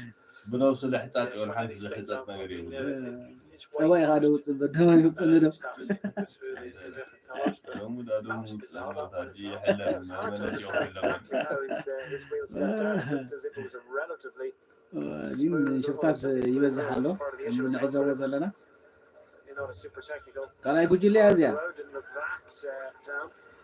You know the riders in front of him. Feeling it, maybe just drop a couple of PSI maybe to add a little confidence for the rest of this stage for Clément Champoussin. Just waiting for a bike at the side of the road. በቃ ዓበይቲ ሼር ሰብስክራይብ ላይክ እንዳገበርና ማንታ ናብ ኩሉ ንክባፅሕ ኣይንሕማቕ ኮመንት ካስፍሩ ኢኹም ኮመንት ጻሓፉ ሪታታትኩም ሃቡ ሼርን ሰብስክራይብ ግን ኣይንሕማቕ ሃይ ከባቢ 96 ኪሎ ሜትር ተሪፎም ኣሎ ንክዛዘም ማለት ሓያል ጥምጥም ይደለሎ ማዓንቲ እስከሪታትኩም ጻሓፉ ግምታትኩም ጻሓፉ I think there was a problem for Fred Wright earlier on in the Horishwood back there. They were the two riders that were active.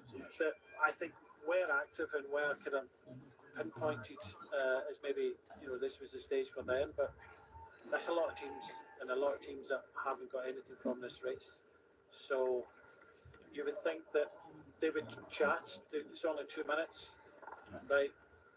This is the last chance for us, so why don't you come at a rider, we'll come at a rider and try and do something. But such a cycling that very rarely happens anyway, so it's a sit and wait, and potentially some more riders coming back might change. لما عندنا جيسي مودعتا صوتها بو منطرك عابين كبير صوتها خرب مهنات بزحت كلابات صار حجي ولا حنت ليش تيجي عاوز لي مزغبا نعون اختينا كبره بزحت قال زين it's going to be real difficult for them to communicate and get organized. صوم لما عند قمتكم من يخون تعوات اب كومنت صحفوا لي مو كي كومنت اختينا قبل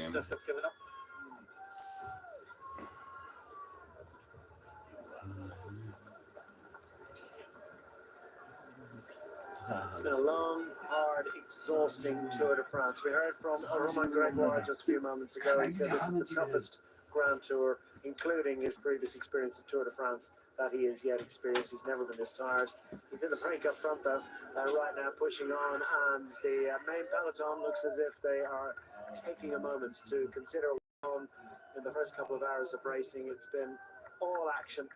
Finally, though, we have a group of 13 that are starting to establish a decent level of daylight over the rest. There are two chasers Are they back just yet? I'm not sure if we have actually retained them, but at any rate, they're not going to get on. Sam Watson is that back. They've been dragged back. Yeah.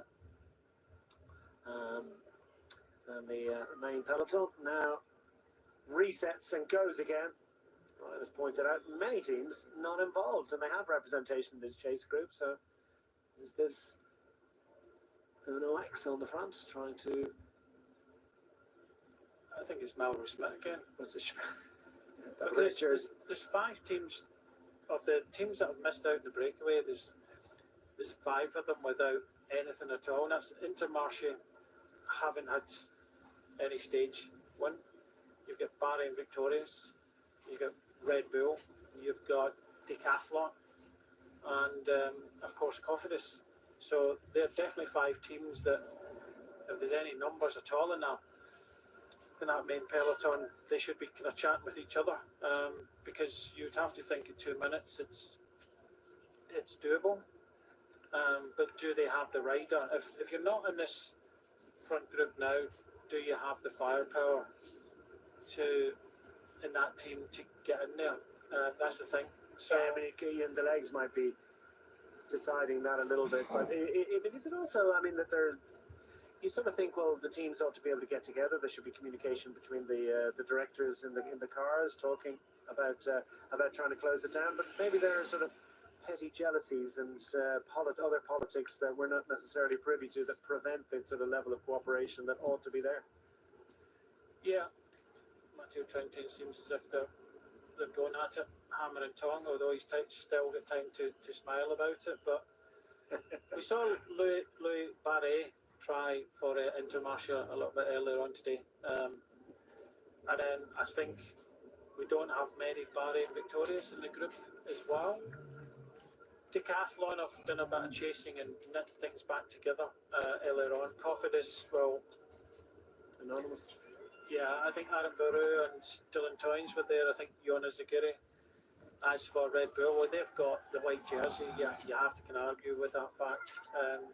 But they've still got, I think Jordi Mears is with the sprinters group. So it's, there's limited numbers, but even if you get 3 or 4 there, you might have to sacrifice one rider of the 5 teams and say, look, one rider each, go up and try and bring it back, and hopefully if another attack goes that you get one rider in here. But what I'm trying to say is, if you had a rider, why isn't he not in that group of 13?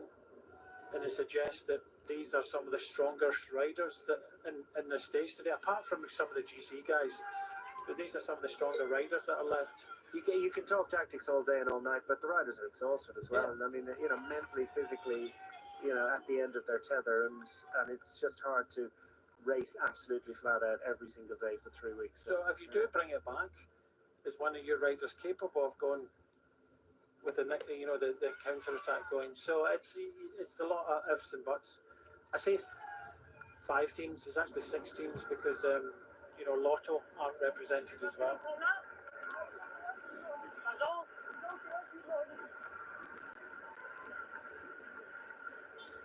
Just asking the question there. I don't think he even knows what's happening. So yeah, they've got 2 minutes for the moment anyway, which the sun has come out. We're right in the middle of the stage. There's 6 teams have missed out here, but then again, they don't have the numbers. Well, a quick chat between 2 rival squads, but Tim Wellens just deep in conflab there with Matteo Jorgensen, just trying to establish this scenario up over 2 minutes. Is he trying to get a time gap? Is his radio not working? We've had that happen to riders, but Tim Wellens has a PhD in riding bike races. ቀዳሜቱ ጉጅለኹም ንሪኣ ዘለና ተዓዘብቲ ናይ 2 ደቂቕ ገይራትሎም እያ ዘለና እታ ዓባይ ጉጅለ ማለት እዩ 9.3 ኪሎ ሜትር ተሪፎም ኣሎ ንክውዳእ ሰብስክራይብ ሼር ላይክ እንዳገበርና ኮመንት ፀሓፉ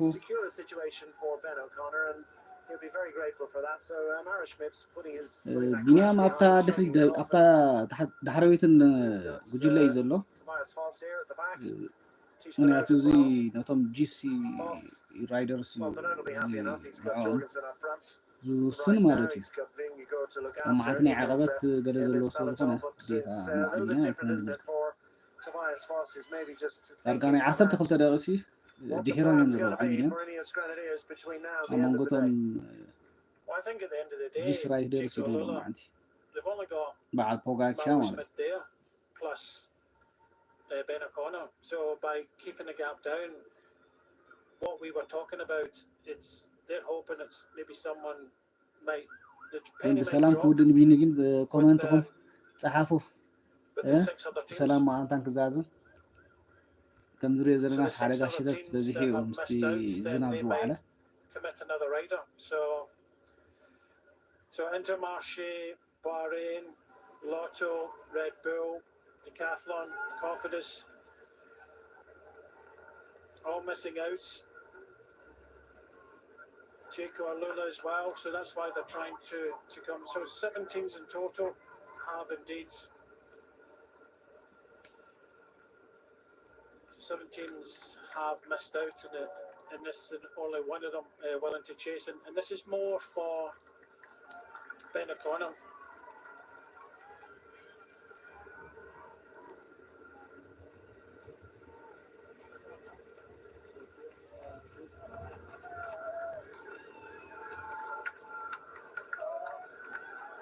Well, Mara Schmidt's currently not assisted by anyone else. You can quite sure the Webinar not going to help because he's got Matteo Jorgensen up front, and that's the major objective for that team.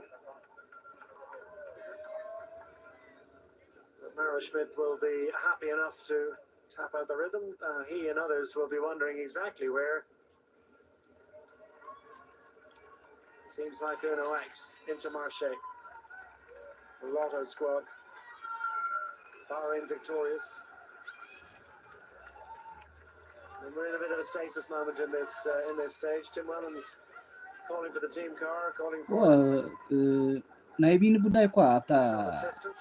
ዳሕራዊት ጉጅለ እዩ ዘሎ ምክንያቱ እዚ ፀወታ እዚ ነቶም ጂሲ ራይደርስ እዩ ዝውስን ማለት እዩ ንዖም እዩ ዘገድሶም ቢንያም ኣብታ 12 ድሒራ ዘላ መጨረሻ ጉጅለ ኣባይ ዘሎ ምስ ሚላን ማለት እዩ ሎማዓንቲ ናይ ጂስ ራይደርስ እዩ ናይ ዓቐበት ዝበዝሕ ስለ ዘለዎ ቢንያም ከዓ ከም ዝበልኩም ኣብይ ዘሎ ግን ማለት ፅቡቅ ነጥቢ በቲ ዘለዎ ማለት እዩ ብሰላም ተወዲእልና ኣብ ራሱ ዘገድሰና ያሎሚ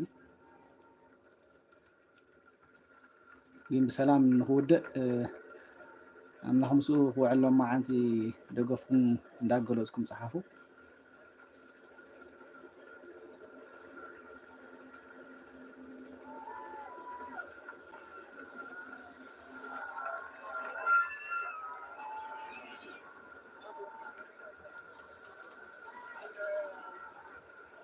Harry Sweeney doing a terrific job. I don't think they realise they've got a bit of company on the wheel cover, yeah, one that they didn't have at the start of the day. It's been a very low banner. They went under, and Harry Sweeney's not going to tell them. Oh, maybe he did mention it.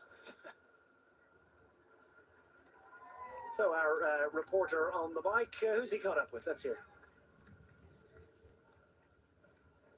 شير سبسكرايب لايك أين حنا نقول سمع أنتن كباطع شير بوريهم سبسكرايب أنت زي جبرنا موس سبسكرايب مقبار أين حنا سبسكرايب جبر إذا channel نام أنتن كتعبي سبسكرايب أين حنا شير بور لايك كعبي تدكيري أتابعنا كما قلكم إحنا خلينا حمق ما أنتن نورته أتابعنا ندقفكم داقلوسكم and they were really happy the race was over, and I think today might be the day too much for some riders because it's brutal. It's on from the start. The rain didn't help. Technical descents, very slippery roads. It's a brutal day to be the penultimate day. And for your boy, wow, you think he can come back to that group? I think there's still some controlling in the bunch. So Cofidis is riding because they are not represented in the front group. So yeah, I have my hopes that he can still come back. But then there's also a guy in the yellow jersey who also stands a very good chance of winning the stage, I think. Ooh la la la la! Right, I better go, mate. Nice to see you. Yeah. Take care. See you later, mate. Thanks very much, buddy. Nathan van Hooydonk, these days on bottle duty for the Visma bike squad, who'll be relatively content with the current scenario. Matteo Jorgensen looking forward to those climbs. Let's talk a little bit about the back end of this stage. It's possibly a folly, but I'm already thinking in terms of that break, certainly having a decent advantage when we get to the third and fourth King of the Mountain climbs. First of them comes with 66 and a bit kilometers remaining. Relatively short climb. It is a Cat 2 ascent though, 3.6 kilometers at almost 9%, so that's going to be a particularly grippy one. It's potentially a launching pad, albeit quite away from the finish line. And then we've got the Côte de Longeville. It's 26.6 kilometers remaining, 2.5 kilometers at 5.5%, a little bit more benign. But again, that bit closer to the finish line at that point. And these riders already making plans for those climbs. Yeah, it looks like that's, just stocking up. It's been a very difficult start. Took for ages for the breakaway to go. So this is the moment in the kind of middle of the stage. They want to try and save a little bit of energy. But it's only 2 minutes. I was saying before, and I just, I can confirm that there's 1, 2, 3, 4, 5, 6, 7, 8 teams that have missed out. 14 teams haven't won a stage. So there's 8 teams missed out, yet it's still only Mauro Schmidt riding on the front.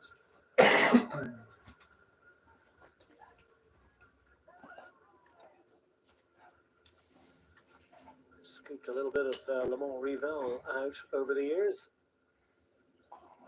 Plenty of it left to admire and savour.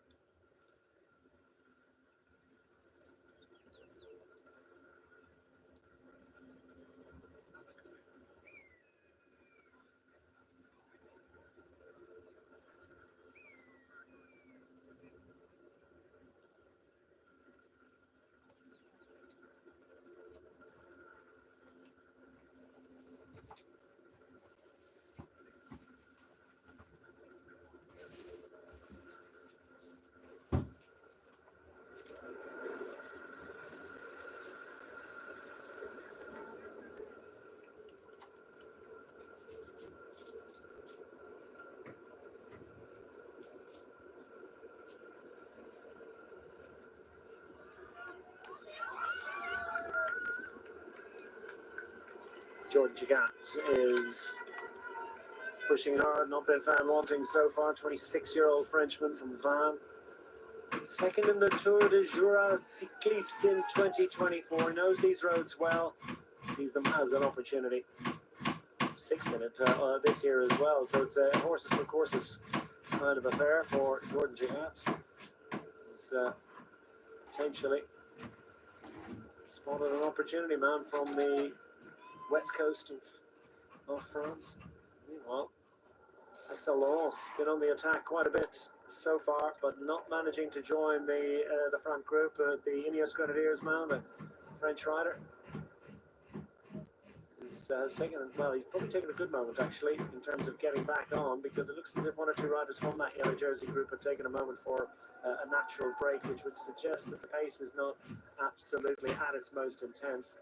So sort of a holding pattern has been established as the breakaway group are tapping out a solid rhythm, one that's maintaining an advantage of 2 minutes and 5 seconds, and Mauro Schmidt doing all the work to try and close that one down, or at the very least control that margin. This gap, were it to play out all the way to the finish line, is absolutely fine for Ben O'Connor. He's got over 4 minutes of a lead over Jordan Gigat in that battle for the final position in the top 10 on general classification. So Mauro Schmidt is going to have to fight on for a long time, but as things currently stand, Ben O'Connor is content. He knows things are going to change a little bit towards the back end of the day as well, and no doubt also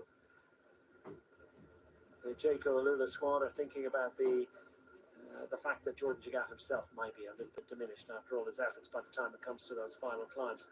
Having said that, amongst the 13 up front, he's amongst the most accomplished climbers. Those short, sharp shocks, how exactly will they be played out?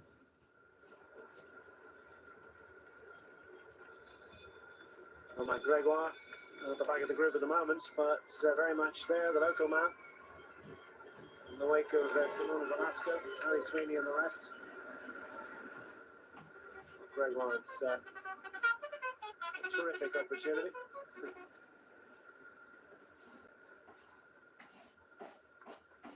22-year-old from Besançon, winner of the 4 Days of Dunkirk a couple of years ago, on the phone Ardèche Classic earlier on this year. I remember that one well.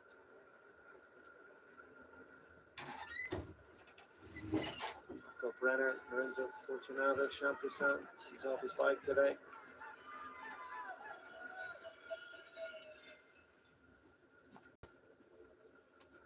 So far for Romain Gregoire, best he achieved, 4th place on stage 2, and he was 5th into Rouen on stage 4. First week looked pretty strong. He was 2nd in the French National Road Race Championships as well, so rode into the Tour de France on fine form.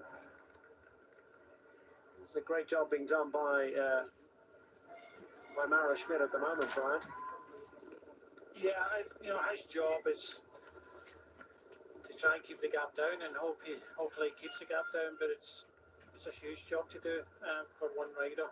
82 kilometres. We know how strong he is. He's already been on the deck as well. Everybody's in the last legs, and the last thing you want to do is do a 80-kilometre time trial, hoping to keep a hold of that 10th place in the general classification. But I'll say this again. I'll go through the other teams. Intermarché, we can see anybody in here. Bahrain Victorious, Red Bull Bora Hansgrohe, Chico Lula we've already mentioned, Lotto, UnoX Mobility, Cofidis and Decathlon. All of those teams have missed out in this 13-man breakaway, yet they have representation here. And yet there's only one rider on the front of this group, Jason. Yeah.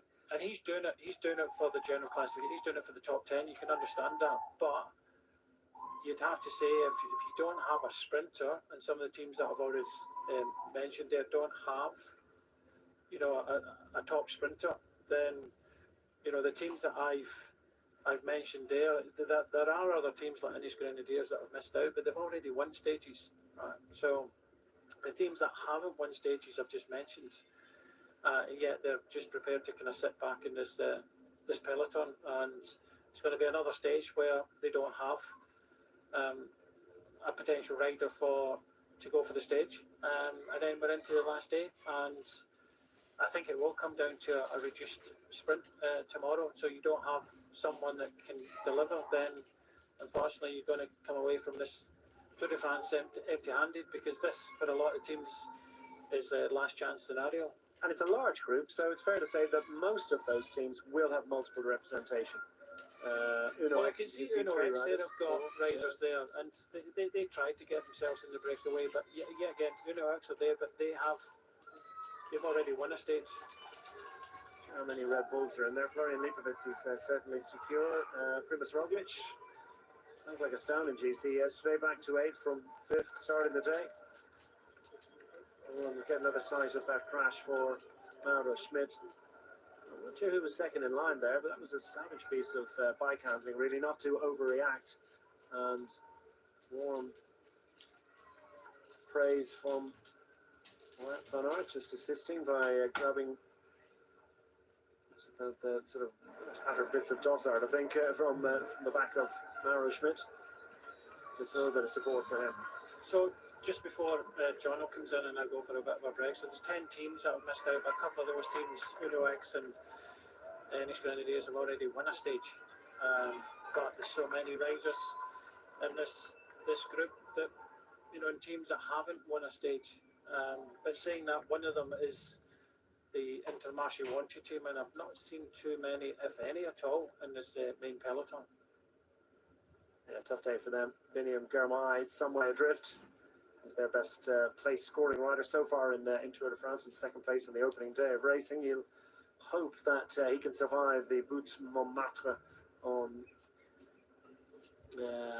tomorrow's final stage. Maybe just sprint to glory on Champs-Élysées at the end of 3 long, tough, challenging, demanding weeks.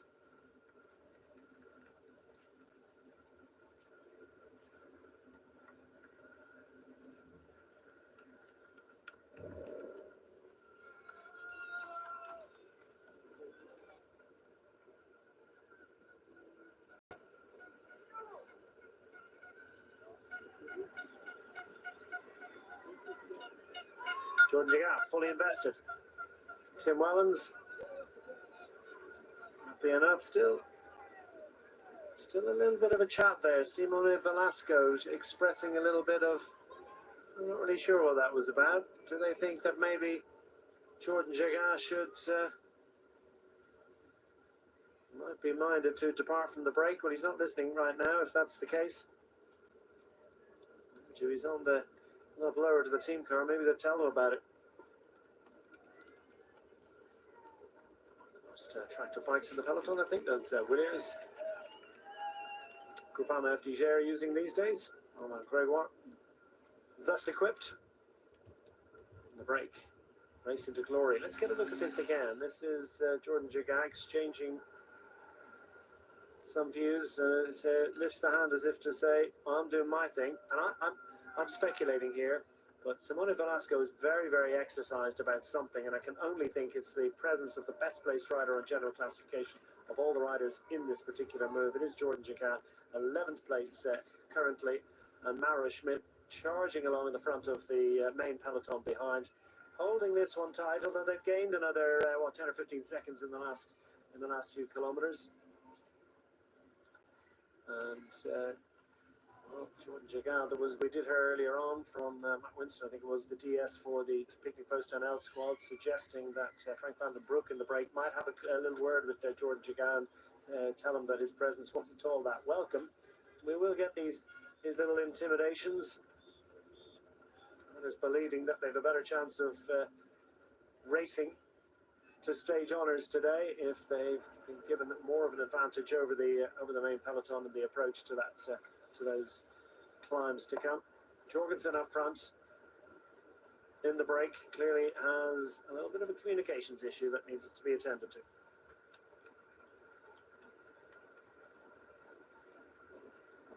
Jonathan Harris-Bass joins us now to reflect on what's been a very, very busy first couple of hours of racing. There's been a lot of intensity and effort, but now we have our early break, but a little bit of discord in there. Yeah, some discord in there. I mean, it's just been another bonkers day on the tour, and you just think, oh, today will be the day where they'll take it a little bit easy. No such thing involved in that at all. 2 minutes and 18 over the yellow jersey. Just one thing that really struck me with Tadej Pogačar yesterday, I think it's the first time I've ever seen him on top of the yellow jersey podium looking exhausted, not looking as though he was actually enjoying it. And he did manage to muster up just a wink to the cameras or to someone in the crowd, but he looked miserable after yesterday's stage. Yes, it was an odd one, wasn't it? I mean, he looked as if he was all guns a-blazing. They did everything that they needed to do to create a scenario for Tadej Pogačar to score a victory, and he did attack. He did to drag only one rider with him, and then Oscar only managed to join up, and Leibovitz looked like he was under a little bit of pressure, and Aronsman was quickly closed down and put behind them, and it all looked like it was playing out nicely for a one-on-one for Jonas Vingegaard against Tadej Pogačar, and Pogačar tends to win those battles. And then we waited and waited and waited. Aronsman took his cue and headed off up the road, but we believed that his advantage just wasn't going to be enough, and yet we waited and waited and waited, and there was no response whatsoever from either Tadej Pogačar or Jonas Vingegaard until the very last moments, the dying embers of the stage, the final couple of 100 meters, and they still managed almost to catch Thymen Aronsman, who hung on for a great second stage success, but just a sense that was a war that never really took hold or got going. It didn't quite ignite. It was an odd stage, really, in some ways. I mean, in many ways, I felt it was a very odd stage indeed. This man's having an odd day today, Tim Wellens. The front down the back? Yeah. But it seemed uncharacteristically aggressive as well. Well, he knows how to play the game. You know, when it's attack time, he's all up for it. He's amongst the strongest. If it's right and proper and possible for him to save a little bit of energy, then he'll be certainly well able to do it. He knows exactly how to to distribute his energy across the full 184.2 kilometers so that he's got absolutely nothing left at the end except enough energy to lift his hands from the handlebars. I think that I don't know if Brian and you have had a conversation about this, but Simon Yates appears to be in an aero helmet today. Yes, are we going to see him on the front or off the front? He's not currently in the move. The requisite member of Visma Bike that is up front at the moment is Matteo Jorgensen. Clearly lots of riders spotting an opportunity. Lenny Martinez, not quite as easy to pick out in that main peloton now that he's no longer in that polka dot jersey, but nonetheless he's got lots of attention.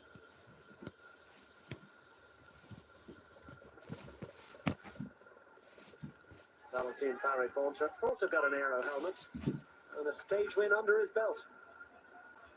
Yeah, and at the moment, the only stage win for France at this year's Tour de France, and what a win it was as well on the Mont Ventoux.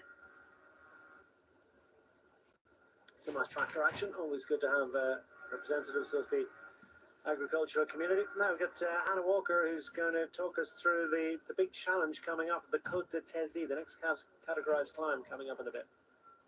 This climb, as the riders approach into it, they make a sharp right-hand turn, and then immediately the gradients are at 10, 11%.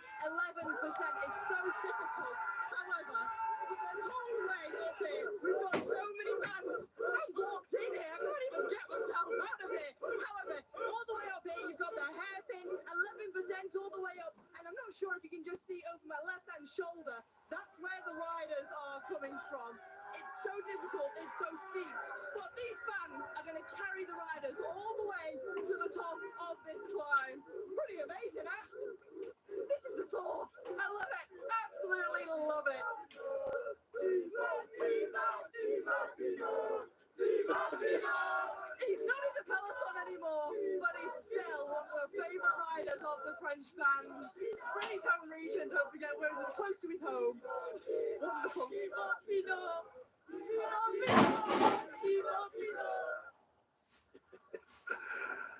I hope the riders don't ever think that the Tour de France is about them, because it's about so much more than that, isn't it? What a festival atmosphere.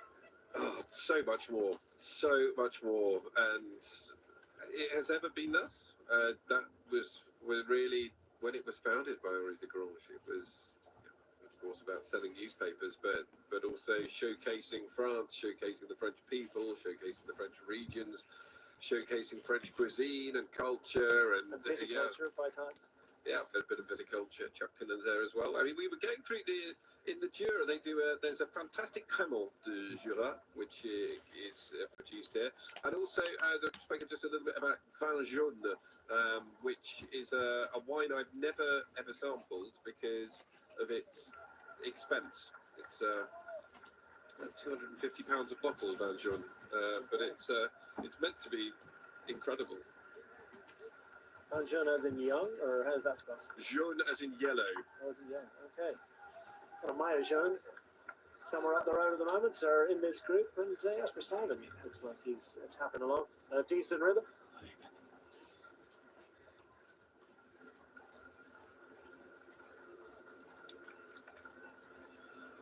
That's 2.5 minutes.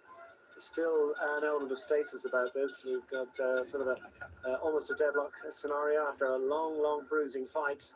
The group up front have created their opportunity, and they've got some climbing to do coming up very shortly. The Côte de Tézi begins with 66.2 kilometers remaining. We've got 3.5 kilometers, 3.6 kilometers to be precise, at 8.9% average. It's a grippy one, and it will potentially offer a launching pad or an opportunity, and it'll be, I think, interesting to see whether there's any sort of split in that group up front, or whether just a couple of riders find they haven't got their climbing legs on. Caden Groves will be a little bit anxious about it. No doubt he'll click the old boa dials just one ratchet point further on, just to make sure that he's able to get the most out of himself. A few other fast men in that group up front as well will want to latch on and stay with the mountain goats as long as possible. Now we're also seeing Red Bull Bora Hansgrohe moving to the front of that group in the wake of Mauro Schmitzer. He might too also get a little bit of assistance. So this won't say they've been taking it easy, but it's eased ever so slightly the intensity in the last 10 or 15 kilometers, and we might now be sort of getting set for a little bit of a part two. So it's been a very entertaining stage. A few Swiss and German fans down there and amongst the livestock.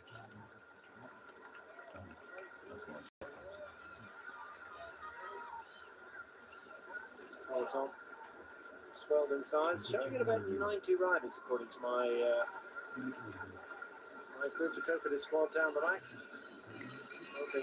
Among probably got 10 teams in Tour de France 2025 that are not represented in that front group. They have plenty of motivation, you would have thought, to try and readjust the current scenario. Everyone trying to stretch those limbs. Well, Bart at the back of the group, the American rider for the Movistar squad. Front. A bit of pressure put on this descent. Pascal Ancorn here, the big Dutch former national road race champion, who did a lot of really, really good work on the Mont Ventoux day, the day that his teammate Valentine Paris-Pontre took that stunning first success of the race for the home nation. On that occasion too, of course, it was a fourth victory of the race for the Sedal Quick Step squad. They've had a reasonably good Tour de France, albeit of course have lost Remco Evenepoel, their general classification favourite, abandoning on stage 14. Disappointing moment for Remco Evenepoel. Of course, began Tour de France nursing a rib injury. We understand a broken, cracked rib. Didn't manage to repair it. Eventually had to drop out after 2 weeks.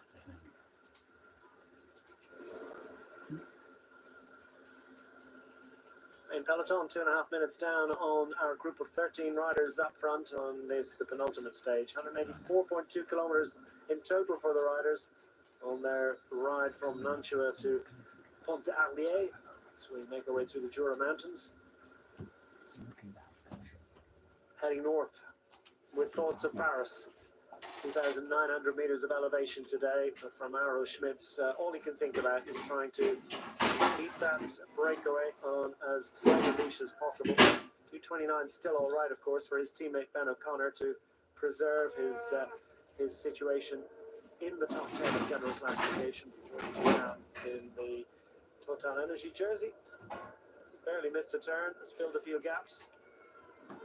He's about to take his moment on the front of this group as well to continue to ride further clear. Romain Gregoire down the back for the Groupama FDJ squad. Another team looking for a first victory of the race, first stage victory. Just 8 teams from the 23 have won stages in Tour de France 25, so plenty of motivation in there for him and for others, although he has spoken at length at just how tiring this Tour de France has been in comparison with other Grand Tours that he's ridden. I think that was just the general sentiment down at the start today and at the finish line yesterday of just how exhausted the riders are in light of the way that this tour has really taken place. It's been such a battle. 58% humidity. Temperature's picked up a little bit though, mid-20s though, that's bearable, isn't it? It hasn't been an outrageously hot Tour de France. Weeks 2 and 3 certainly have been a little bit of rain about, which has made things challenging, and a few riders of course coming to grief, and even that today. But temperatures have been manageable. It's been the pace, it's been the way the race has been ridden that has been so exhausting for the riders.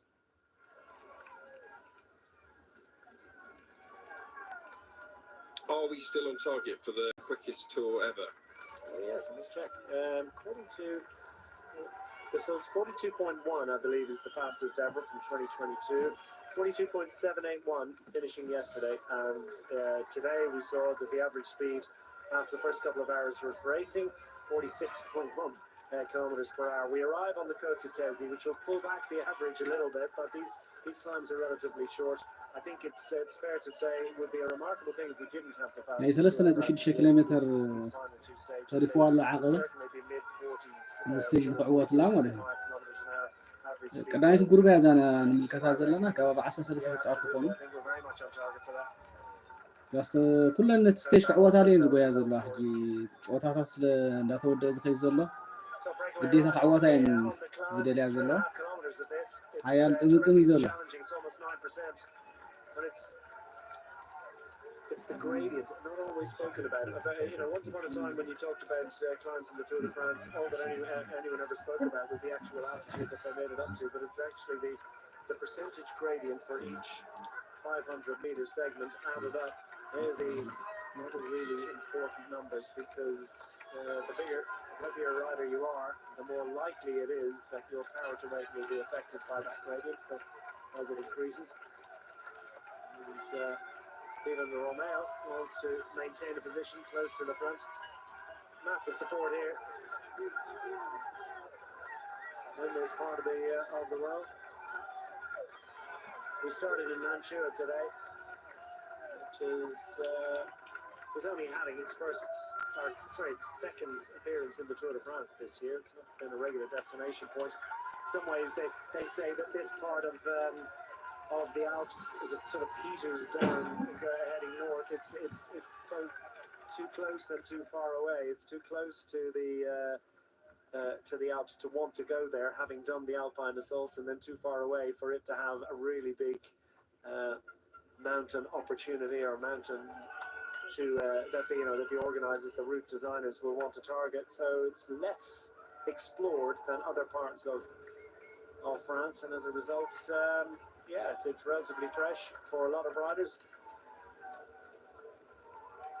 It's an 8th appearance for Pontalier in Tour de France, albeit the 5th finish in total in the history of an event stretching back to 1903. Peloton 2.5 kilometers behind, make the turn onto the hill. It's interesting considering that this Tour de France has been entirely in France, that we won't touch the Vosges, we're just going into the Jura. We didn't spend a lot of time in the Massif Central, which in the past have been where there have been sort of a split of some of the peaks along the way. It's lunchtime here, isn't it? This is getting a little bit interesting. Axel Laurence has been waiting, chomping at the bit, I think. Ineos Grenadiers are one of those 10 teams not represented in that breakaway group. The Frenchman on the attack relentlessly, repeatedly, earlier on. And dragging out for Geraint Thomas. Not very sure where Geraint is, presumably in this group at the moment, and heading towards a conclusion to his Tour de France career tomorrow on the Champs-Élysées. Meanwhile, Axel Laurence for the Ineos Grenadiers squad, his teammate, is trying to vault across a 2.5-minute gap. Won't necessarily be that easy. The teams at the front of the group, well, a couple of them are represented up front. Red Bull Bora Hansgrohe, not so. Okay, B&B Hotels also with Lebert trying to join up with his fellow countrymen. But for Axel Laurence, this is a bid. We saw Sam Watson earlier on in a bid to try and race across what at that time was only a gulf of around about 30 seconds. Didn't manage to do it. This is different terrain though, but a short climb. Is the climb going to be long enough? Really, does he have the strength to do it quickly? Puts about 15 seconds between himself and the other Jersey group behind. And Tim Whelan still rolling along at the back of this one. Incorn. Van den Broek, normally very strong climber. Steep short climbs, the sort that prevail in Tour of Turkey, where he is shown in recent seasons. Check out. So intense. Groves staying close to the front.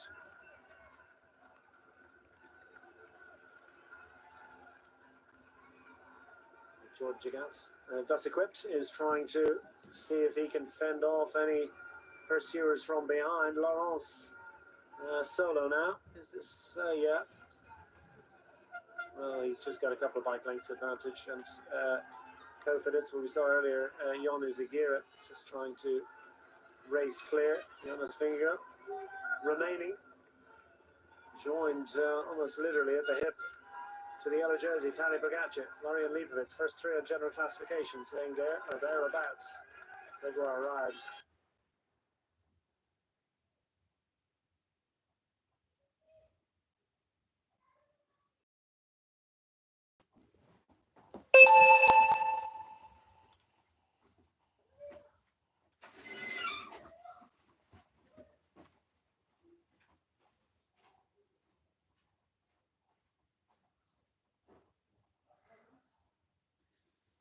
سنة يغريتها كبرات تعزبتي ناي تكنيك قداي قات ميرو تمريسنا لنا Very much in control of his effort. This is nicely managed work by the breakaway group at the moment. كنتنا ب0 كيلومتر تريفو مالو بقى 2 كيلومتر دارقا قلت فير محتاج مالتي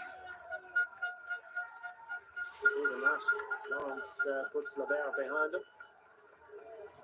Confidence chaser behind. We'll really establish it in a moment.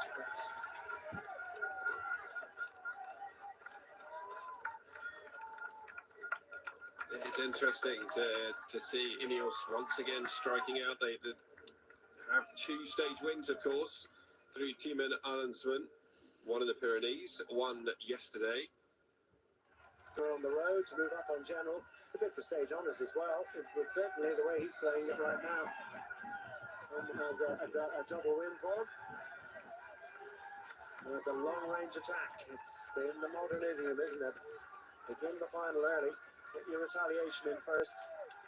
Where you're feeling good. Go for broke. Sweeney quickly up and on. That was really impressive stuff for the FA Education Easy Post rider. A sensational tour they're having as a collective, and Harry Sweeney, the Australian rider, to record finishing position in Tour de France for a Norwegian rider. Currently 6th overall. Tom Screech is in all sorts of pain and suffering right now, but he's fought his way back on for the Lidl Trek squad. Meanwhile, Axel Laurent still ahead. It is. Michael Storer has moved up to join up the Tudor Pro Cycling. Our Aussie climber on the rise today.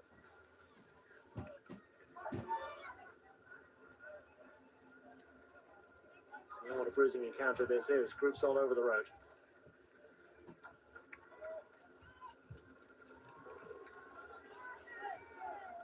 Madelas in pursuit, in hot pursuit. Oh, Lenny Martinez. Plenty of French riders in evidence today, Jonathan. Clearly, the home fire is still burning brightly. Well, there was a huge focus right at the beginning of the day. Down at the buses, there were loads of shots by the host broadcasters getting up to the Groupama FDG team, taking a look at them. I must say, taking a look at what they are beautiful bikes. The Willier bike they use, and then they were hanging around the Cofidis team, the Total Energy team, and it was just archaic BMD. All of these teams that won a stage at this year's Tour de France. In fact, you have to go back 6 years to the last time the Groupama FDG won a stage at the Tour. The pressure is mounting, and it's not just mounting on the fact that France have only picked up 1 stage win, because they seem satisfied with Valentin Paré-Peintre, they seem satisfied with Kevin Vauquelin's performance, but they are not satisfied with the performance of the French teams. Yeah, collectively and generally, a little bit of something. 6 years for Groupama. Well, they're in it to win it today. Romain Gregoire, home roads. These are his training roads. From now to the end, he knows absolutely every millimetre of them, and he's going for glory today, albeit have a little bit of a gap to close to get up front to another Frenchman on a French team, Jordan Gigat, for the Total Energy squad. GC and stage ambitions today. Harry Sweeney. Subscribe, share, and like Goro. Over the last 3 weeks.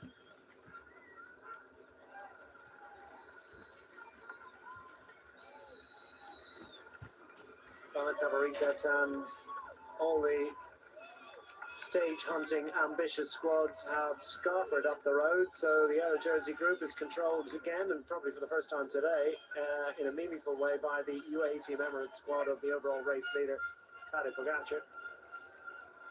The chase group, including Michael Woods, is trying to launch clear and disappear off up the road. His teammate Louvel down at the back of the main peloton, but still in the main peloton. There's Woods, part of this, the Wout van Aert group, we were calling it. They've absorbed Axel Laurence, you see on the right-hand side. Michael Storer has also been drawn in, and Mark Hirschi, the Swiss rider on the left-hand side, number 114 for the Tudor Pro Cycling team. They've got two in this counter, but I mean, you know, up and over the top of that hill, honours even really between the break and the rest. Of course, the Jorgensen group is 24 seconds down of the two up front, so I suppose there is a net gain to the rump of the main body of that breakaway group, but not by much. So this group are really going to have to get organised if they're going to make it across. They do, though, have the advantage, you feel, of relatively fresher legs. I mean, that is a relative term, isn't it, at this point in the race.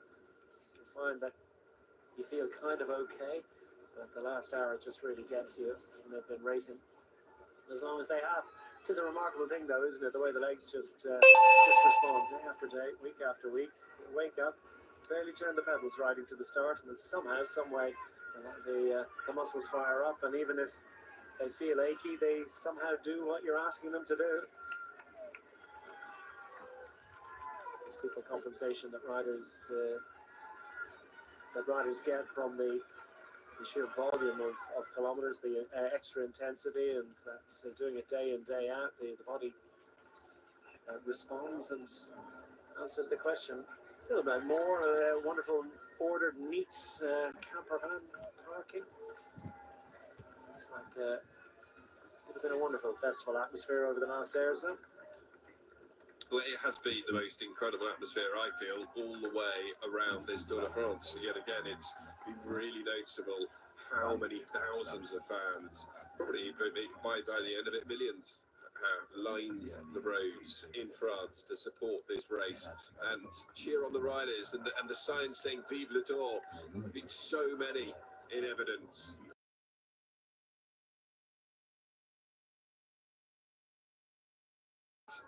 Here in France. Yeah, what an event for France indeed. What a showcase for a nation. It remains the biggest, the boldest, and the best. Romeo now trying to jog across. Velasco, who is a little bit irritated by the presence of Jordan Jagat in the breakaway, now finds Jordan Jagat has dutifully left the breakaway and gone off up front. So Velasco doesn't even have Jordan Jagat alongside him to complain to. Sweeney, 27-year-old from Warwick, New South Wales, I do believe.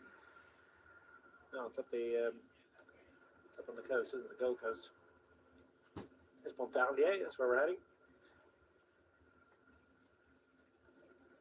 Yeah, Pontarlier, renowned for a number of things. One of them being the distillery that comes from Pontarlier, and famed the world over for producing absinthe. Yes. Which for many years was actually banned in Britain. No longer. Yeah, have you ever had absinthe? I have, yes. Actually drunk it through or off an absinthe spoon, where you have a sort of burning sugar cube on an absinthe spoon on top of the glass. Yeah, I've had it on a couple of occasions, and the first occasion I thought I was going to suddenly go off and compose wonderful, create a great piece of impressionist art, or, write a psychedelic pop song or something, and the experience really was just of drinking, it was like cough mixture really, wasn't it? Yeah. A bit of a fuzzy head afterwards too. And the second occasion you decided you'd probably just stick at being a commentator. Well, really. Yeah, it's very much in a controlled environment in the presence of adults. And in moderation, of course.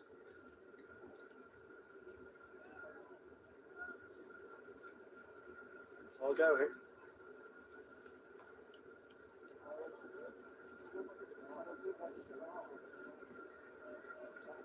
Kate Groves looked good today, hasn't he? And he, among others, calling on the posse to make their way back up to the leaders up front. This breakaway group, well, 15 kilometres ago, if this had been where the feed zone was, they would all have been moving across to grab a bottle. But there's no time for much chat. Lasco manages to grab a beat on, but it's all on right now. Sweeney and Jagat have certainly put the cat on the feet. Good, I feel sure of that. Jordan Jagat's going to take a moment just to try and get his legs back. He goes back into the breakaway, and Harry Sweeney, 53 and a half to go. He's going to take a leaf out of the Ben Healy book here. I was about to say, it's standard EF education, easy post striking distance from the finish line. Yeah, make it as hard as possible for yourself. Yeah.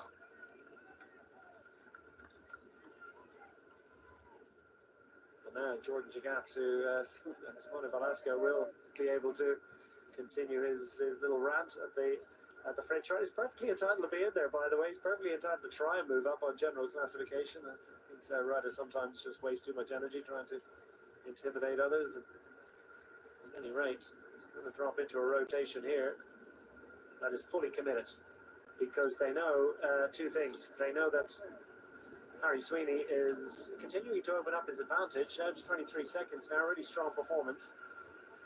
Meanwhile, the chasers behind are at a remove of 2.5 minutes. Romeo makes a little adjustment, and Jagat straight into the rotation there. He's committed to this one. He can, he will. Crosswinds, that's relevant. That's the word that's come through as well from behind. I suspect that this could shake things up, and what's happening behind could have a little bit of extra intensity about it, and we could have quite the shake-up coming in the next few kilometres. Out of interest, I mean, just thinking back over recent years, quite often stage 20 has been a tougher stage than the one we've had today. I just wondered what you make of that. Perhaps it's something we can postulate about after the end of this break. Approaching the final 50 kilometres of this, the penultimate stage of Tour de France 2025. It has been pretty much all action throughout the day. 84.2 kilometres in total, as you can see.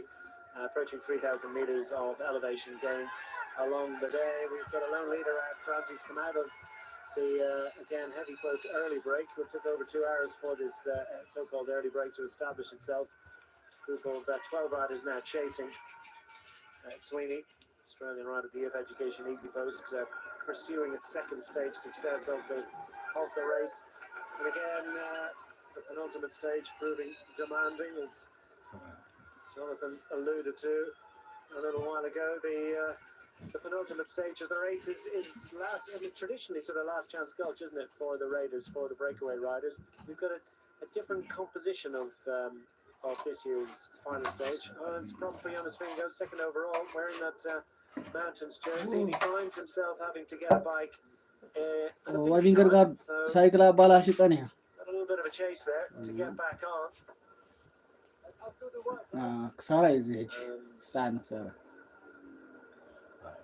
መቼም ሪካቨር ጌርጊን ተመልሱልን አጽዋታ That was an important moment. Great to be able to record and capture those images, but teams just finding they don't need the extra stress as Jonas Vingegaard, second overall, quickly into the cavalcade. You would imagine ought not be too stressful for the Danish rider to make his way back on, but as I mentioned, it's pretty busy. So, having said that, it's showing out 4 minutes and 34 seconds. Ben O'Connor is in that peloton, and in this group now, at 18 seconds, is Jordan Jagat. So you can say now that almost, well, any moment now, Jordan Jagat is going to move up into 10th place overall in the bike race.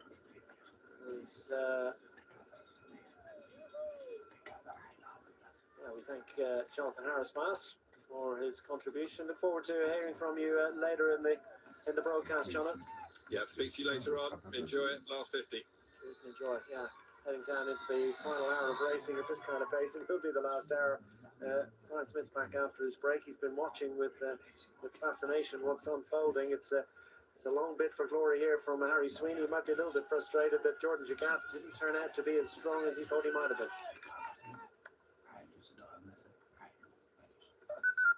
Head down, Harry. We just go. Head down. Tactical considerations not particularly complicated right now for Harry Sweeney.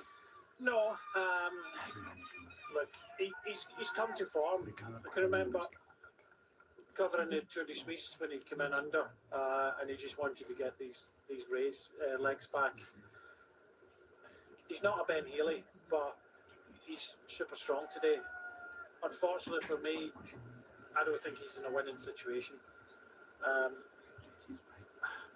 You've got the group behind, and they seem to have him just sitting out there at 17, 18 seconds. He's not extending, and unfortunately he's going kind of head down and using a lot of energy while everybody behind is just going through and off and using less energy. So was Jagad's attack a mistake?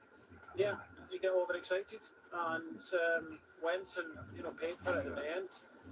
Like I saw a couple of riders maybe have a go. It's every right to be there. You can't, no matter what you say to him, he's not going to move back. He's not moving into the top 10. That's huge for so yeah, I mean, it's total energies. what he's done. One rider was never going to make any difference. And even now, look at the group at Stora. That's still at 3 minutes. Like I said, this is going to be the break of the day, no matter what. There's no panic, no nothing. If they work together, one of the riders in front of the original 30 is going to win the stage. And that it's the same scenario, exactly the same scenario. So now we've got this chase group, but even that chase group is not getting close either. So the situation is the same at the front, but unfortunately for Harry Sweeney,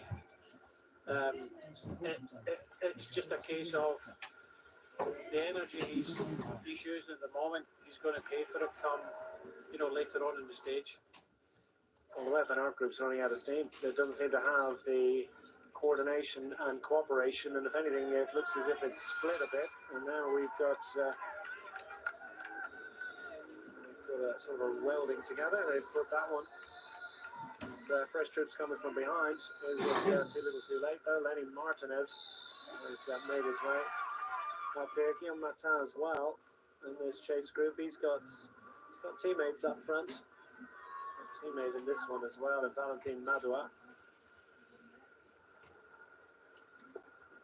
Mathis Labert, we saw on the attack initially on that last climb. Tried to launch clear, but wasn't quite able to stay with that effort. Martinez at the back here for the Bahrain Victoria squad. They are currently not represented at the front of the race, so they will be fully invested here. So going to be perhaps a slightly more conservative approach from Alexandre Delettre, who hadn't got clear of Ben O'Connor. Jordan Jagat might be grateful for his presence up front. Caden Groves has looked good, I have to say, on the climb for a sprinter. Yeah, he's looked good. He's a big danger. He's the fastest guy, so you don't want to bring him to the finish. Everybody will know that, but everybody's sitting and waiting. I think they're kind of half waiting for Tim Wellens to have a crack at this one, and that's why they seem to be going through the motions a little bit more than thinking too much about Harry Sweeney in front. I think Harry can only put his head down and go. That's all he can do, and hope. But if it's a mistake to be doing it, then why not just say, look, it's a folly. I'll chalk that one down to experience. Go back and try and win the race. Is this, is this a sort of a bloody-minded pursuit, or I mean, he may well survive to win the day and then prove us all wrong. But if we think he is actually going to be overhauled by the Wellens group behind, then would it not make more sense, given the legs he clearly has, to just sit up, wait for them, reset, go again when it's the right moment? Well, I think going with 50 odd kilometres goes a long way to go. and I know that some riders have done it in the past, but it's not like the Welland situation where it was downhill, kind of tailwinds in towards the finish in Carcassonne. So we have got a group here that just are slowly, getting thrown off, and they'll hold them. They can hold them about 30 seconds, and of course, Harry Sweeney is hoping that there's two scenarios here. When these guys start kicking off, they can go across to him, and he's in another group. He's in that point there, and we see it all the time, especially when the breaks start to establish. Riders will go in front, and you hope to be joined, and I think that's the case of Harry Sweeney. He hopes to be joined, and then he'll be in the mix at the end. You can see them kind of moving over. Not everybody's swapping turns, and there's not 100% cohesion in this front group. So they'll be hoping just to, you see Matteo Trentin coming drifting to the back again. So everybody's trying to kind of save that little bit of energy. I think it's still going to be hard for Harry Sweeney in this situation to stay away and win solo. But he'll be hoping that not all of these riders, all 12, will join him. He'll be hoping that maybe 2 or 3, or maybe one other rider will join him. Let's hear from our reporter on the motor. So I'm in the group with Van Aert just in front of me now. There's a big group come together. There must have been about 17, 18 riders, and these guys are all, I'm going to say, working well together, but no one's committing. They're just rotating, but not full gas, which is no surprise. You've got Van Aert in there. There's a couple of guys with teammates up the road, so they don't want to pull too hard. But the main one is Van Aert. He's not pulling turns, obviously, because he has Jorgensen in the front. And when you've got the fastest man in this group not pulling turns, you don't want to just drag him to the finish line or get him close to the finish line with them. The rain has started to fall again as well, so that's going to add a new dynamic into it with the riders trying to maybe put on the rain jackets again, trying to stay warm, but also the danger on these descents and twists and turns. It's going to add to this race. I'm going to keep an eye on this, and then if it doesn't change gap within the next 10k, I'm going to jump across to the breakaway and give you some feedback from there. Back to you guys. Lara Schmidt back at the front of the group, which was policed and marshalled by the UAE team for the overall race leader Tadej Pogačar for a while, but now Schmidt is back available. He's rested and recovered, or he's got himself back on basically after that last climb, and he's trying to stretch that one thin and try to solve that problem, because right now Jordan Gigant's looking sitting pretty to move up on General ahead of Ben O'Connor. Meanwhile, the chase group doesn't seem to be making any significant inroads. Problems here. Svana's still up front though. Okay, Bella, if you can just speak to everybody just to keep good rhythm.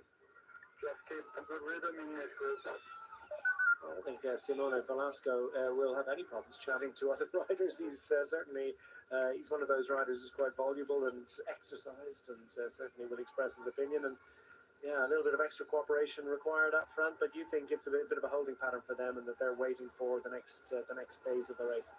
I think the front group is that this isn't where the race for the stage is. That second group that's gone. That went in the last 5-10 minutes. When the two groups came together, that was it. There's too many riders in that group with a rider in front, and when you get Wout van Aert not doing any turns, then it wasn't going anywhere. So that the impetus went out when the two groups came together. That was simple. So it's day over for them at 3.5 minutes. The race is now at the front of the stage for Sweeney. He'll continue to go. He's got 40 seconds, which is good. It's now down to the 12 riders behind.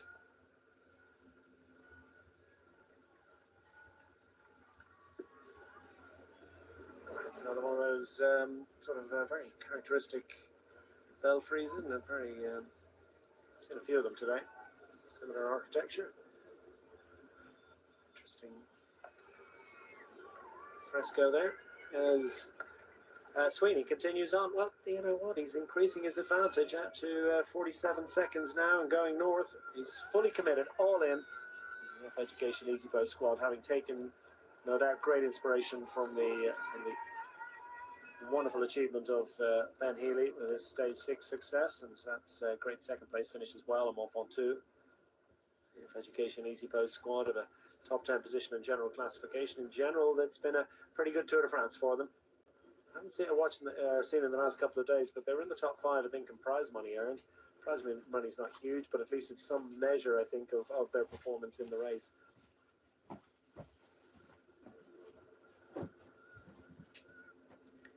Now to 5:13 to the peloton for Sweeney at the moment.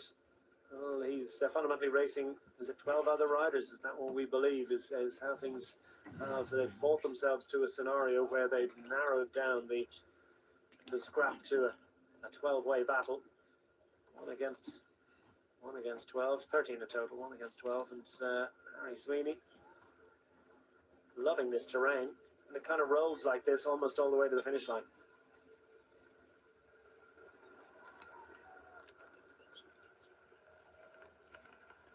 This little section, he's just going to arrive very shortly into a predominantly downhill section that will take him to, for about another 3.5 kilometers, and a flat road for a couple of kilometers, and then it'll start to rise again. All just sort of 1, 2, 3%. The weather closing in again, that will fundamentally be disappointing for some, an opportunity for others. Up to 24 degrees Celsius we saw earlier. Sweeney. No time for chats. Well, he was third on a stage of a Tour de France in 21 from the break behind Niels Pollitt. Little Viti second on that occasion as they made their way into Nîmes, down in the south.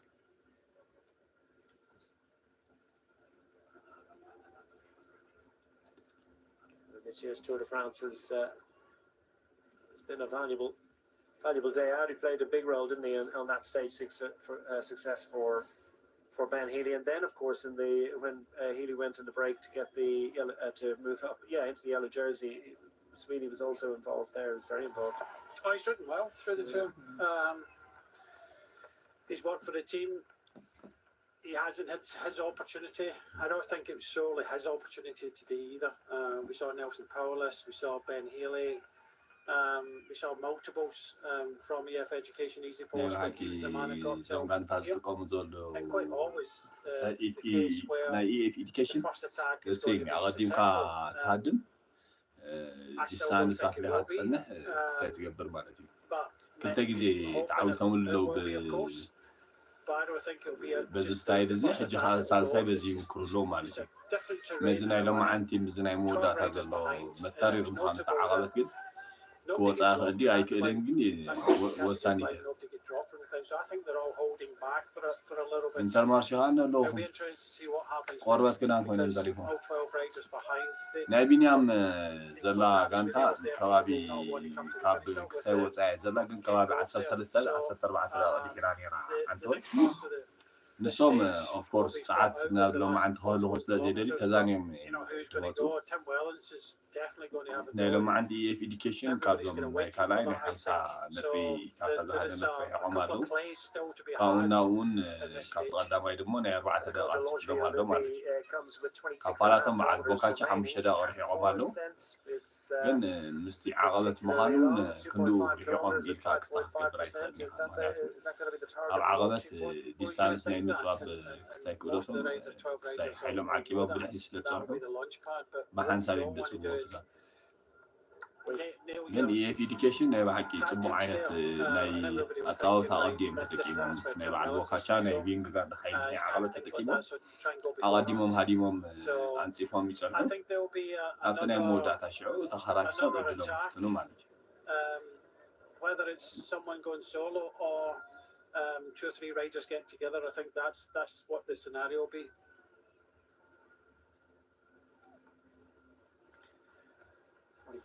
That's certainly going to increase the conversation earlier about whether this was the likely still on target. Video says wow.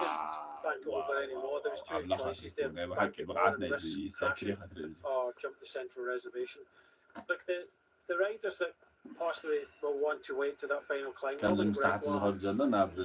you in لعلي costume. ندحر قرب كنكس كيلو كساب 20 I think كيلومتر was كساب قلة rather kind of wait for بزي that, ديستانس ندحر that عطيبو climb. كيلو كساب 20 كيلومتر They're probably يعني better معوات climbers, تقول له punchier riders. But I think we might see something beforehand because everybody will know in this group that there will be riders going on the attack on that climb, so you want to anticipate it, and maybe we'll see attacks beforehand so that they'll be joined. Now even Romeo knows that he's strong in this race and he wants to try and do something, but yeah, look, it's what you've got left in the legs come the end. Well, here you go. It's his first appearance on the front. It's potentially a crisis moment. Down to the final hour of racing, and Ben O'Connor is now firing himself to try and protect his situation. 10th overall in general classification starting the day, but Jordan Jagat has put himself into a situation where he's probably about 20-odd seconds ahead on the road and into that 10th place. But Ben O'Connor's been saving energy all day, saving it. Very, very grateful indeed for the work done by Mauro Schmidt, and it's been perhaps an intelligent approach from the Aussie on the front of the chase group behind. The Aussie on the front of the bike race is Harry Sweeney, and the Aussie in the first chase group on the road, the Jagat group, it includes Caden Groves. He was the one who bunny hopped it, so the Aussies like to bunny hop the central reservations, left, right and centre as required. Great bike handling skills. Groves is in it to win it as well. The gap continues to rise. Suggested it was a folly, but it's looking ever better for Harry Sweeney, going in the right direction, and as yet the chase group behind has not is neither willing nor able to do anything about the increased advantage of the EF education.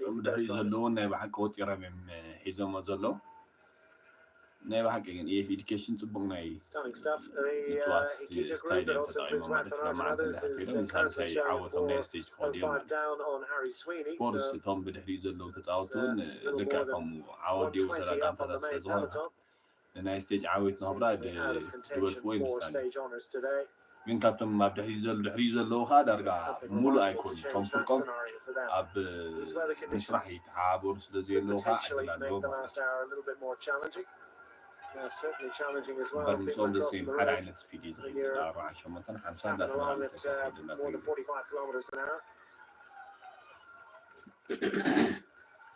ግን እዞም ኢኤፍ ኤዱኬሽን ተዓወት ብቤን ሂሊ እዮም ዝያዳ ስቴጅ ዓወት እንደሆነ ዝያዳ ወላ ናብዞም እኮ ደሴም ሓደ ዓይነት ፍሪኬንስ ተቂሞም ኣዲሞም ሃዲሞም ፀንሑ ኢንቲፎም ፀንሑ በይኖም ማለት እዩ ከም ዝዕድል እዮም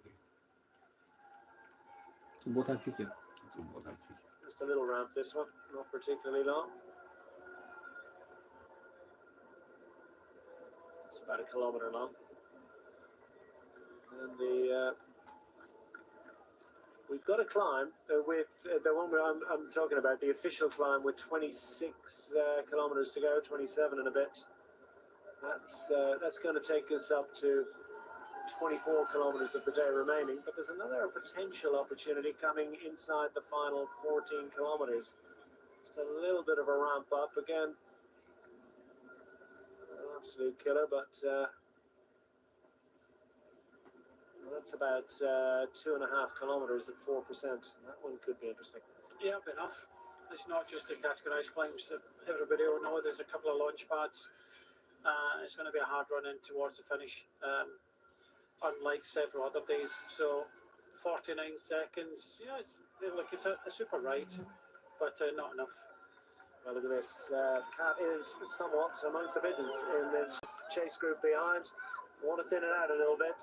Clearly, they're starting to get a little bit concerned about the pace and the advantage of Harry Sweeney, and Jorgensen has gone a raiding here.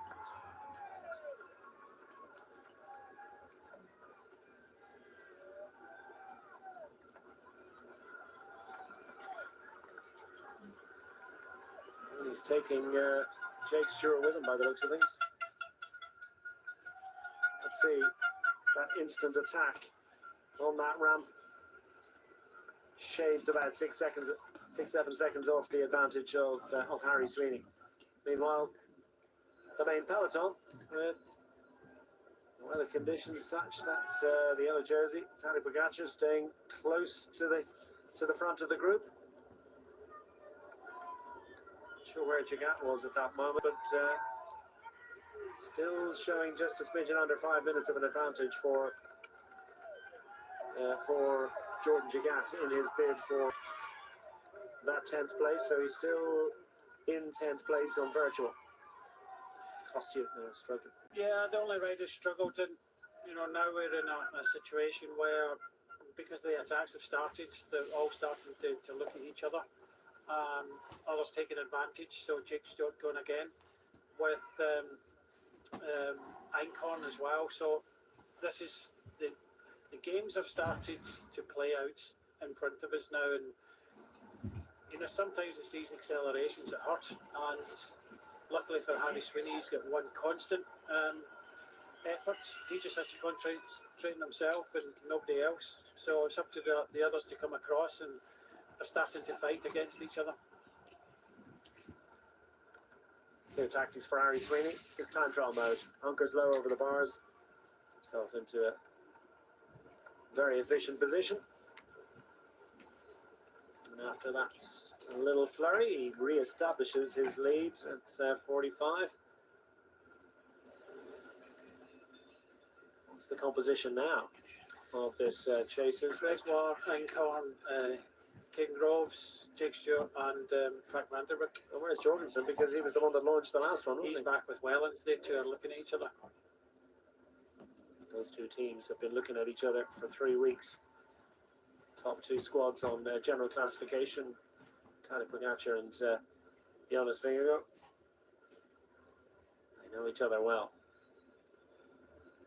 Opportunities perhaps for others. Frank van den Broek launching to try and rejoin the front of the race. Meanwhile, find another place of worship, slightly more diminutive in stature compared to some of the remarkable edifices that have been presented to us.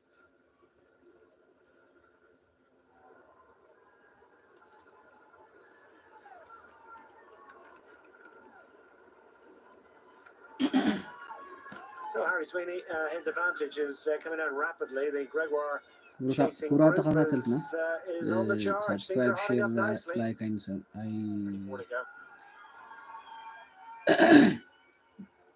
subscribe share አይንረሳ ብዝተኻለና ክንነባፅሖ ንፈትን መዓት ኣለዉ ዘይረኣይዎ ሲል ንዓድሞ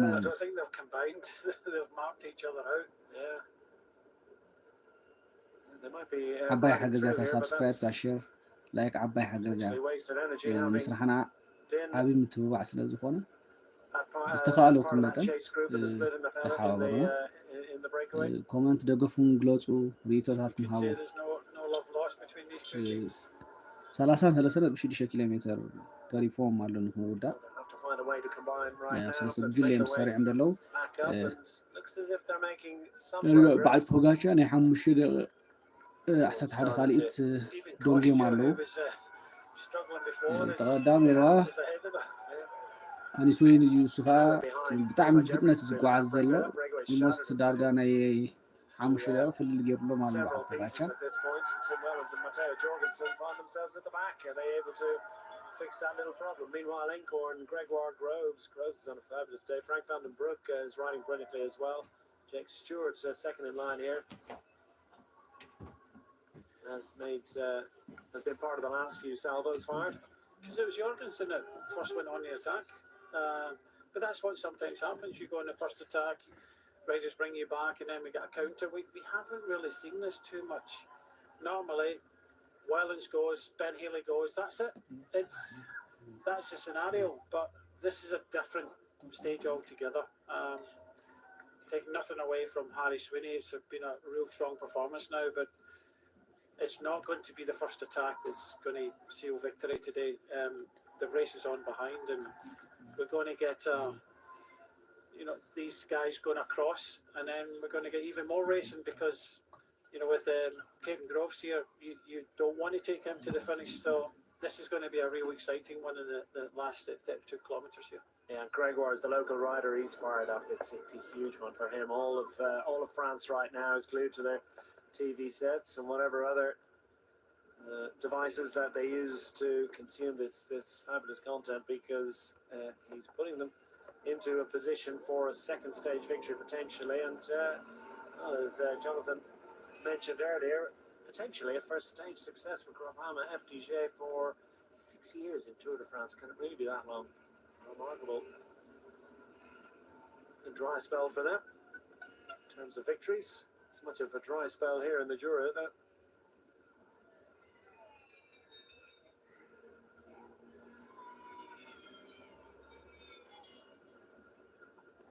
That's the gap between the groups. There's Romeo here. Gigat still fighting for his life or for his position in the top 10. Velasco now is a willing ally. Trentin too.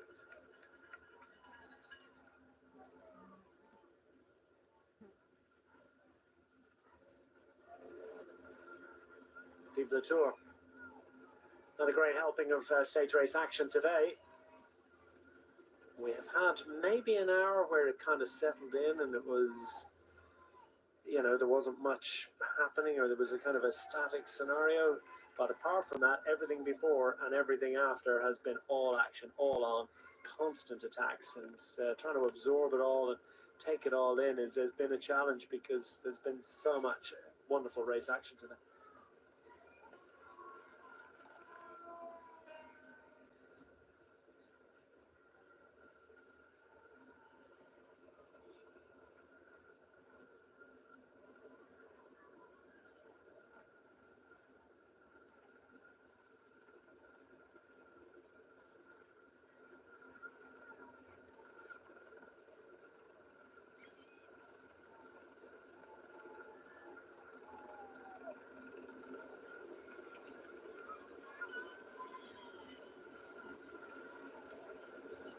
To go.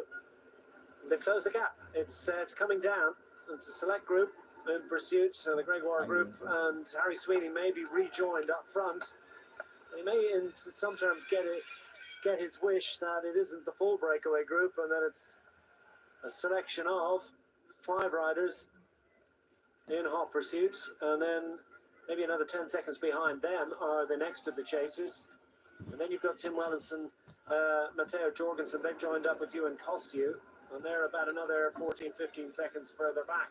So they've وراتها تلتي 20 ساعة تريكول لأنه هو الصوتا زناي في إدكيشن بقدامي يمرح له بدحريني 10 سكند 23 سكند مع العباي بوجنا مع تيدي بوكاتشها نرجعني 4 سكند بولهم ناب حدا لا تطبنا فيهم دخل زلو مالك.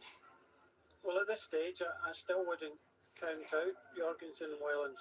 They still have that opportunity. صوتا لا تقولون أي بحكي ولا حد كلمتهم أي تخلي هذا العينة صوتا. It's one of these yo-yo situations that we see often, and this is normally how kind of breakaways fight it out in the final. It's not always the case. We get a Ben Healy or a Tim Wellens, and that's it. This is quite normal now, which goes to show you how well Wellens and Ben Healy did to win their stage, because this is a normal situation. So they've got Sweeney in their sights.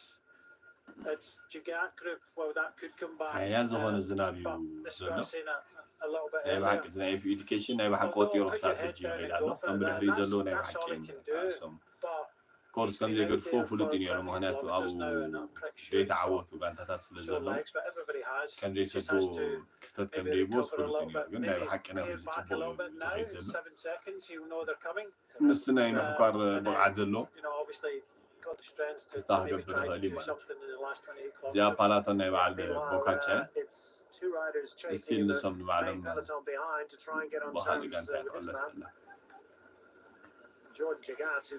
لما أنت مودا تطوتا جنبو فيزمان يمرتو زرقا تطودوا لي موت لما أنت بزح من قصاص إيرانا كاكتيو Harry Sweeney up front, and the Wellens Jorgensen group have about 20 seconds to make up to get on terms, but will we see a little bit of attacking when they rejoin, when those groups reassemble? All on, it's all interesting.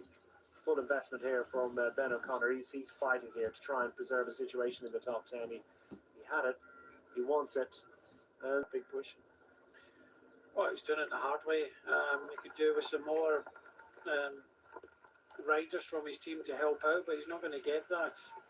So he's having to do it himself. And Gigat has already got a minute of an advantage in 10th place now, virtually on the road. So ኢኤፍ ኢዲኬሽን ሃይስዌይ ብጣዕሚ ፅቡቅ ኸይድ ኣሎ ዝናብ ብጣዕሚ ተፃዊሮ ዘሎ በቃ ፍጥነት ከዓ ይቀንሰን በቃ ንቅድሚት እዩ ዝፍለጥ ዘሎ ንባዓል ዘሕጉስ ደስ ዘብል More than others, and that some will be feeling the effects. The cold seeps into the bones of some riders more freely and easily than others. We're on to this final categorised climb now, and it's only 7 seconds, and it's possibly the wrong time to be caught. This climb is 2.5 kilometres, so averages 5.5. So I hope Abis Swinney's got something left, but I think we're going to see some action from somebody else in this group now in this climb. Swinney is all but retained by the group led by Caden Groves, Frank van den Broek, Gigat and friends also now just 11 seconds down. Jorgensen just a further 20 seconds further back, so they'll very shortly have those riders. They move their way through that bend. They'll have them in their sights.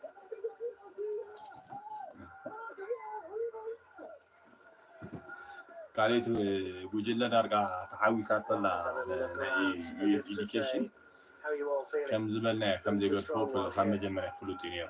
We'll be eyeballing each other, trying to get little signals from the body language. بدأ هذا ناس راسن شو ما تسكن ديزلا. جن hopefully إذا وجلنا زي حياة وجلنا بس هذا ساب موداتس تاتوتس أبدا وجلنا زي أنا حبيه. أنا يسيت أوتا مالك. Yeah, you just feel like Caden Groves just wants to go over this climb. He would just set a rhythm in the front. If I was in this group, I'd be watching Gregoire in the group armour. I think Gregoire, he knows these roads, he's a local man, and I think he'll get a little bit inspired to try and do something on this climb. Groves looking for a little bit of a head start in the climb. He's been climbing well in this particular race, but he'll be happy enough, I think, to go to the line as part of any sort of a group. He's riding, just wants to his retaliation in first. This is remarkable stuff, and it's Frank van den Broek who just rises and eases his way onto the tail of the flying opposite de Koenig rider, looking for another stage success for a team that has two already. Wow. And the way they go up these hills, it's did that yesterday with some official painting on the road for Lipovic. education house. Just taking the power down and leaning over. But the previous one with Harry Sweeney was down to the painting on the roads. Two in quick succession. It just shows you how treacherously slick these roads are. Absolutely glistening with the midsummer rain here in the Jura Mountains. Those trees and bushes and hedgerows aren't particularly verdant green for nothing, are they? And Frank van den Broek now happy enough to take it up. Velasco still present. Who's starting to wilt a little bit? Encorn finding the gradient slightly challenging at the back of this group. It's like a bit of a grindy moment too for Jake Stewart, and well, Trentin has been.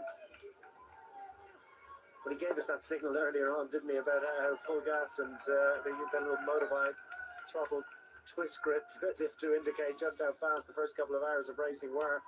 The Italian rider grappling to stay involved here. And it's the fastest sprinter in the breakaway that's setting the challenge on the climb. Doesn't want to let Jorgensen, Tim Wellens back into this one.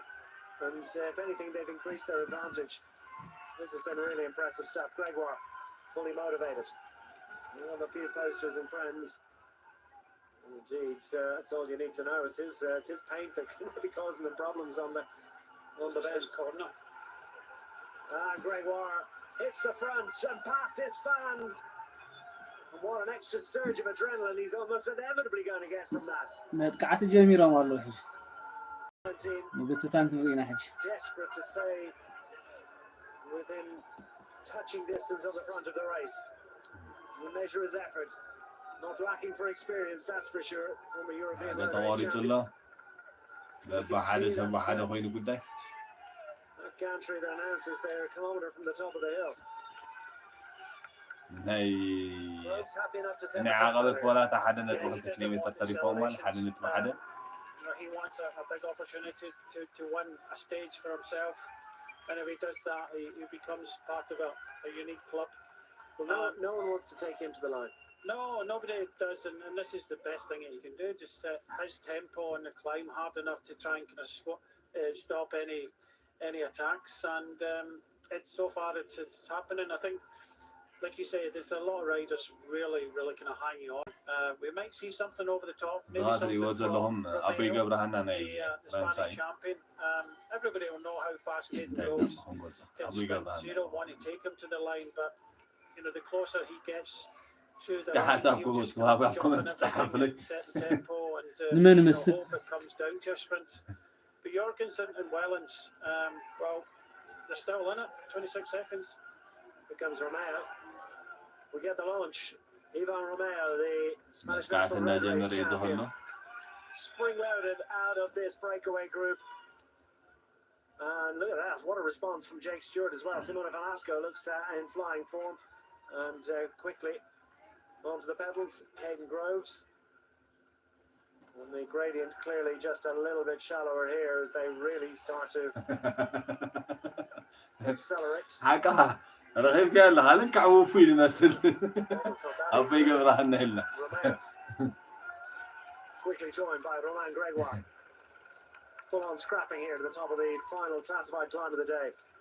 Côte de Longeville, near the Longeville Gorge.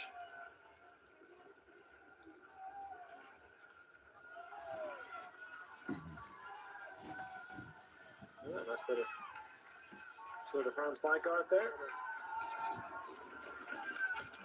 Gregoire wants to try and split this one, make it as tough as challenging, and has led over Longeville. Trentin has been eliminated, I think, at this point from the inquiries, unless we get a significant easing of the pace. Pretty much everyone has joined up, and that's Encorn as well, of course, since the bottom of that climb. And Groves back to the front. Doesn't want for one single moment to allow Jorgensen and Tim Wellens back to become back involved in this race, and they're showing it half a minute.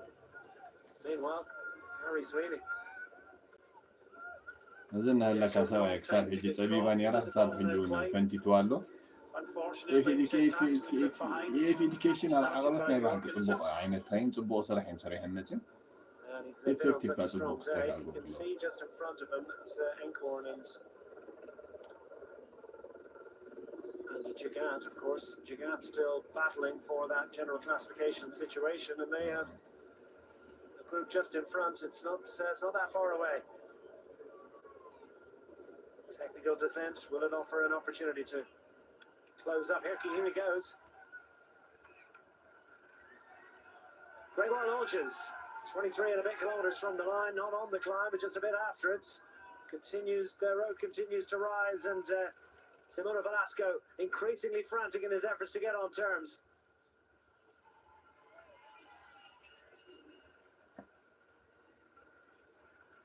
Obama FDJ. Now they're up for the fight today. لما أنت توتينا لما لكينا يجين سين توتينا ري Gregoire to be able to make the difference versus his competitors.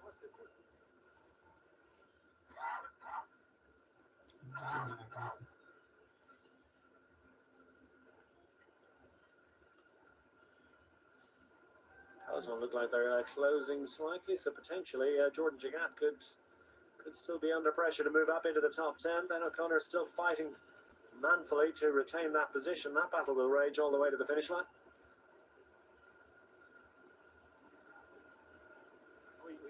But Velasco fixes that one, and in turn the rest of the breakaway come back. Will Gigant and Encorn be able to rejoin the front of the race?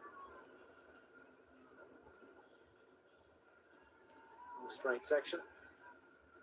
Could be valuable. A couple of cars in between. Velasco has increasingly looked impressive in this finale. Still a long way to go, and as we mentioned, interesting little gripper with about 14k remaining. They're just going too hot into the corner, unfortunately. مسمار شريف على هجرة مسمار شريف إذا هجت I don't know الله خسر هوت الغلاء كتبين كمان عن لك He'd already, I think, made the adjustment for Romeo's crash, and at that point he was never going to be able to stop in time. Velasco did really well. Position at the front, and race was fully on, so I don't think they'll be hanging around for those guys. Stuart Groves.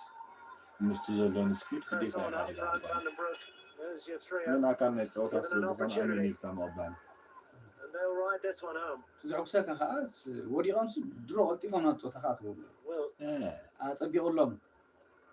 And it would be remarkable, Pascal Encorn be able to rejoin the front of the race. He was just coming on the back there. It's managed to stay upright, wasn't quite as delayed. Nonetheless, it's without quick step rider. Still መስፈርቱን አለው ማለት ነው ወዲራም ደቶ አብዚን ጃስ ቅጥፈም ድምነሱ by the way the hakim check ከገወሩ ኖርማል ቀል ተሪጎን hakim check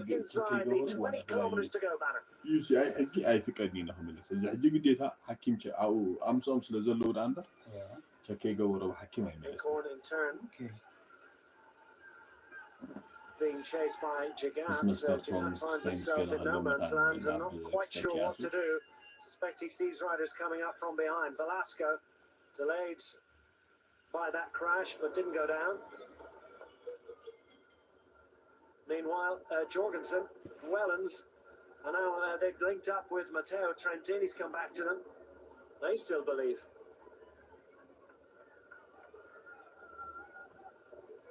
Well, what's that done to the bike race? It's going to be tough for Romain Gregoire, we think, to get back into contention at this point, or yeah, I was. It's just a one unfortunate thing that happened there. They went in too hot, and it was he was trying to miss Romeo and his bike, and he had to bank it over a little bit more, and nothing he could do either. It's just blowing this stage apart, and I think Gregoire looked okay. You know, he wasn't looking fantastic. That he was, you know, he's in a race-winning position, but he was one of a few riders at the front there that could have gone all the way. But it was just too quickly. It's that thud against the curb there for Romeo. That's a heavy bang. I know sometimes crashing in the wet, you slide, and we see that. But you don't want to slide into a curb like that. He is coming back, the local man. تاخذ 18 كيلومتر طريق فوق ماله قجل لنا ب4 تمايل زله اب كلمه حدا ناي ايديكيشن هاديمو بدحري ناي 9 سكند كلتا تصاوت له انا لو زم 3 دلو سالساي سالسا سكند ريحهم አለው ራብ 5 دقائق ريحهم كابعد بوكاچ አለው بعدين كسيلا من زماتو بعد فليبسن ميلان بعد كسيلا زماتو لا ما انت عم زقد نصبح هاي فاينانس اوان بدسون certainly behind these, but behind the Jorgensen. لما أنت بزحت كلابات نسيج عوض كلابات بزحنا لكاي يفتنا energy that he has demonstrated. Maybe got a bit of a surge of adrenaline as well when he got back on his bike. These riders, before anyone asks, no question that they ought to wait. They race fully on, then they'll no doubt continue to press on to try and secure their victory today. Yeah, these are all race incidents. لا مونغو لا intermediate sprint نيرا قل توم هاديموم وعد زهادم نسمي موسيقى ولا حنت يا توم نكسج لورا حنت لو تاني ولا. Still nothing guaranteed for anybody. Everybody's still in the game. From the Wellens group here, everybody's still in with a chance. Gregoire just behind the Wellens group and inside half a minute, and he's coming back up through the official cars at this moment, so back to rejoin a significant group. Don't rule him out. Romain Gregoire continues to believe. He ended up on a spare bike there. Took a little while to get it. Ronnie Sweeney grateful for Slipstream for the first time in a little while. Used a lot of energy. Looked strong, didn't he, on the climbs, but maybe played his card a bit early. Gregoire, his jersey torn. He's a little bit scuffed. Otherwise showing no obvious ill effects of that frightening looking crash, particularly frightening I think for Ivan Romeo. We did see him get up on his feet quite quickly, so that's a good signal, because like a sort of a bone crunching collision with the sort of high curve on the left hand side of the road.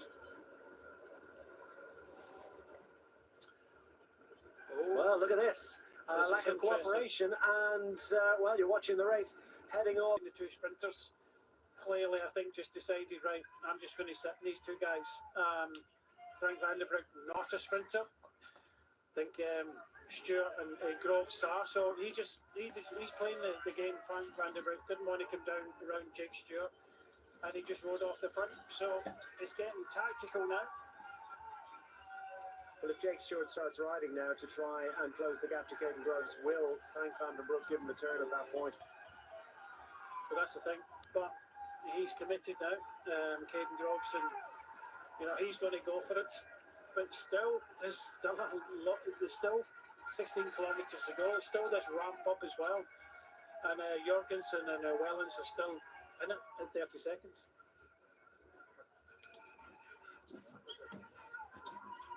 Well, you find any way you possibly can to win a bike race. Caden Groves, one of the fastest sprinters in World Tour bike racing, is racing solo potentially to Tour de France success today. He's down to the final 16 kilometres, 10 miles, if you will, and his nearest pursuers are meandering around the road, lacking cooperation. Jake Stewart and Frank van den Broek are about to be closed down by the Velasco group, and in turn Jorgensen and Tim Wellens and friends are about to link up, and we've got a little bit of climbing to do as well. It's not the toughest climb they've faced today, but it is the last one. And coming at the end of such a long stage, at the end of such a long stage race, it's certainly going to hurt. Who's going to have the strength today?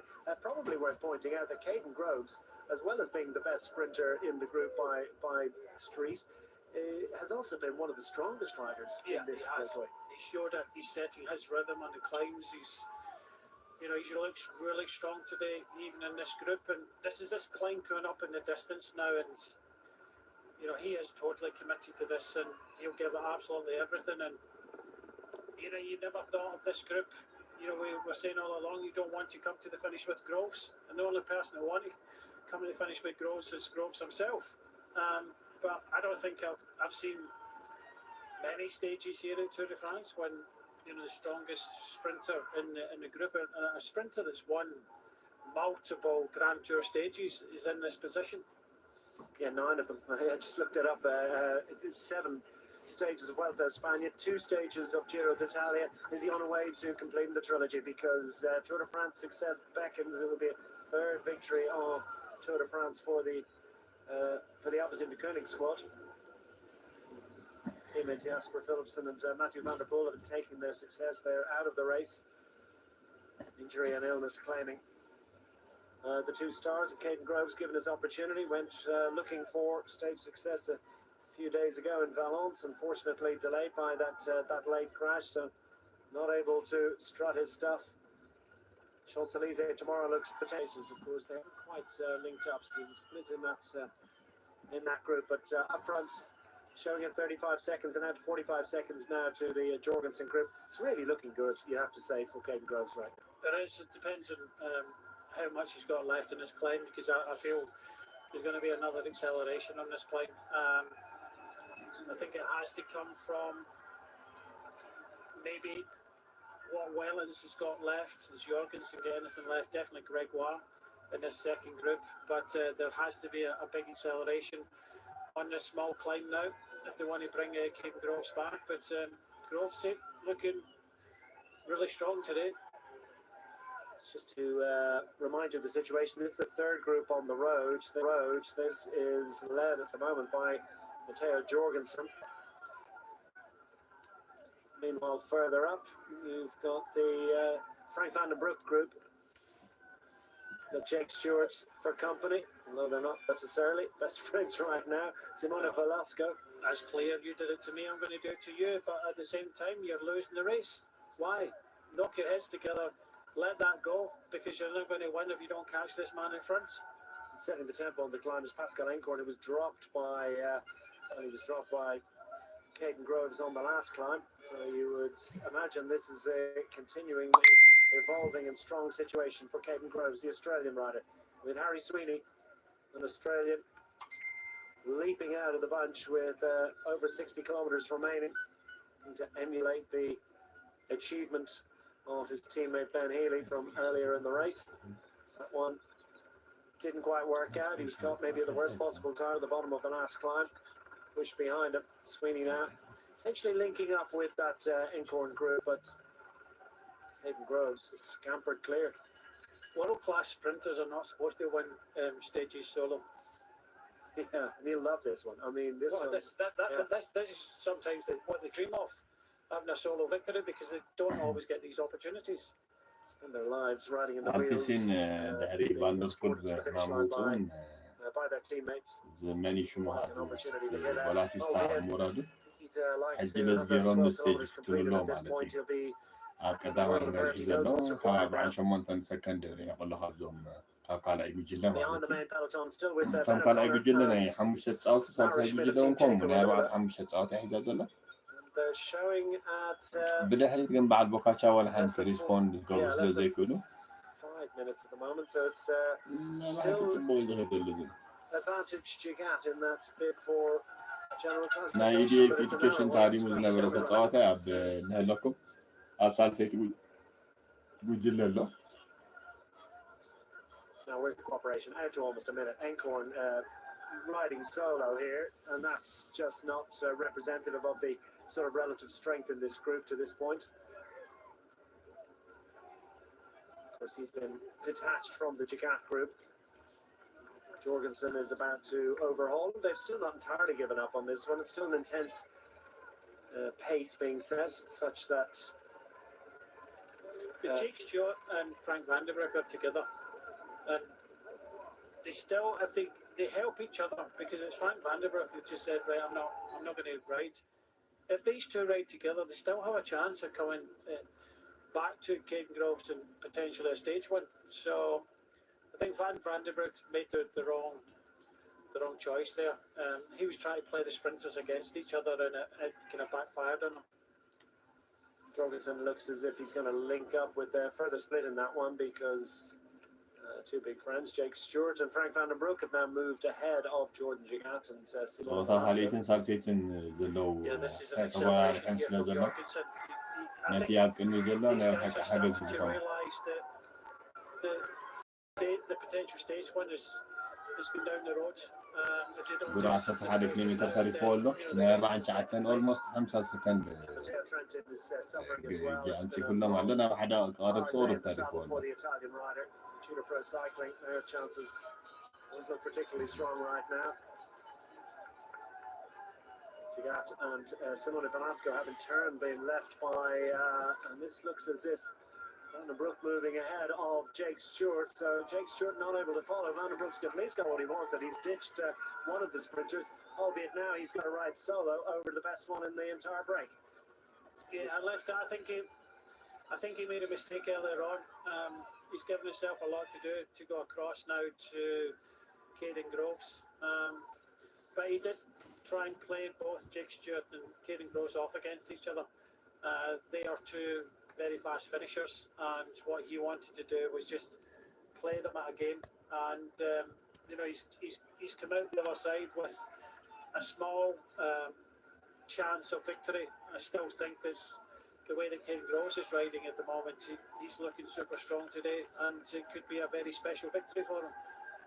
Yeah, no climbs from the top of this one, which we're not too far from, all the way to the finish line, albeit it's a slightly rising road, slightly dead road, but it opened prove too challenging for a rider who's demonstrated that he's amongst the very strongest in the bike race today. Sort of a short descent from top of this climb, which is reached with 9.3 to go, so about 600 meters to the top of the climb. Sweeney's recovered a little bit. Jagat's has been claimed, needs all the friends he can get, I think, to ensure that he moves up on general classification. So he's got a battle all the way to the line. The Total Energy squad will be roaring in his ear that he needs to stay attached to this one and needs to work in it and needs all the help that he can get, really. Gregoire, rear guard action for the other local man in this group as well.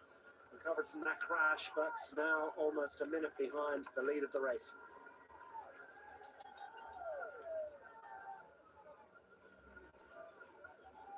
Inside 10 to go for our leader. قدان مرح زلو صابنا بكلا بجلنا 50 سكند كامون كابكلا إن صار سايون نحن شوال سلستيون درجة عارفة هيدا عن سبيديم تنات كم جلو كم دريم زلو بين درجة. He's got a little bit of a descent. It's going to take him down to 7.3 to go. And then that's final 7.3 kilometers.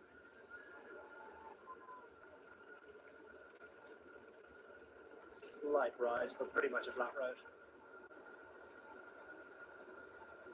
Can't see him coming back myself. I think there's too many tired legs. Just stay upright, kick ropes, and looks like you're getting your that he can be a little bit circumspect here. The chasers behind need to take the odd risk, but he doesn't. The thing is, I think the riders behind استطاعت أن أعود غير الليل مسل وقال ما عندي درجة أثبته هنبدأ نهل معلش بتدي حجنا ما تقامي تمسل دلنا درجة أثبته هنبدأ نهل معلش. 55 seconds. Ken Groves has got this. I can't see him slowing down, and I can't see the riders behind taking the risks in these small descents in towards the finish. And you got to remember, everybody's hurting at the moment. There's a couple of passengers, and that's the last thing you want when you're in a group behind. You've got a couple of riders not doing the same work as you. I think it's over for them, and Abis and Deconic are going to get a really nice victory today with Caden Groves. Beautiful moment. It's not assured yet. He's got to ride it to the line. Most of the descending done through that little piff-paff chicane there. The one you want is treacherous road to shift body weight. ليد أوترايز نبرن هلكم لا كتيم سبرينتر موسى عدل هيبون هلكم لا ستيج وين إذا غير عن المان. على هذه الملة. Needle skews towards Caden Groves as a sprinter. It's worked out today. Played the tactics perfectly. He's been present at every moment. He's ridden aggressively. Complete his Grand Tour trilogy. Yeah, it's just a shame for Frank Vandenbroek just making that mistake. You know, trying to play a game. Was it the right game to be playing, but just didn't work out for him? No, it didn't work out because of Jake Stewart. Jake Stewart never committed himself. Jake Stewart pretty much thought, well, I'm not going to do it. So it was a game often played. You try and do it against you try and kind of save, because what Frank Vandenbroek was trying to do is say, look, you guys are faster than me, I'm just going to sit here. And I'm just going to sit here and let you fight it out. Well, it's all done for Jake Stewart and his friends by the looks of things. It's all done as well for Ben O'Connor. He shakes his head and says, I've done all I can. The gap goes out to over 6 minutes. It's over 5 minutes now to Jordan Jagat. So his hopes of retaining a position in the top 10 are going backwards. He goes to the back of this group. Ultimately, Jaco Alula defeated on the day. And chapeau, really, to Jordan Jagat. It's a minor sort of sidebar story in the Tour de France, but nonetheless an engaging one throughout the day. This has been a great old scrap.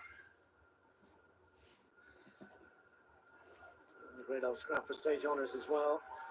Caden Groves advantage out to 59 seconds over Jagat, 45 seconds to Frank Vandenbroek, who's going to continue to ride solo all the way to the line. His chances of hanging on for second, I suppose, will increase with every passing kilometre, and the more likelihood of lack of cooperation suddenly happening here. Yeah, you can still see in the distance from this long straight road, Caden Groves down the road. with the cars behind them. And look, we've had a very dramatic final to today's stage. I thought it was going to be very difficult for Caden Groves to win because nobody would have wanted him to come to the line. But what a way to do it! And he never went on the attack. He just did his turn at the front. Jake Stewart wanted Frank Vandenbroek to come round him. Frank went, no, you two guys are sprinters. I'm just going to sit behind you. And then so the mistake that Frank went, he played that game, I think, a little bit too early and for too long. He didn't. Yeah.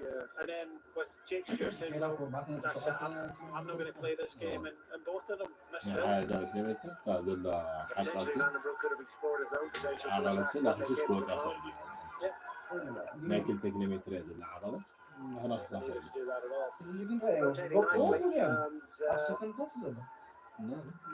Roman Gregor still there. Simon Blasco looking weary, isn't he? But still ever present. Jorgensen a little bit frustrated. Ian Wellens too playing games. Yeah, looking at each other as well. You can see that there's something left.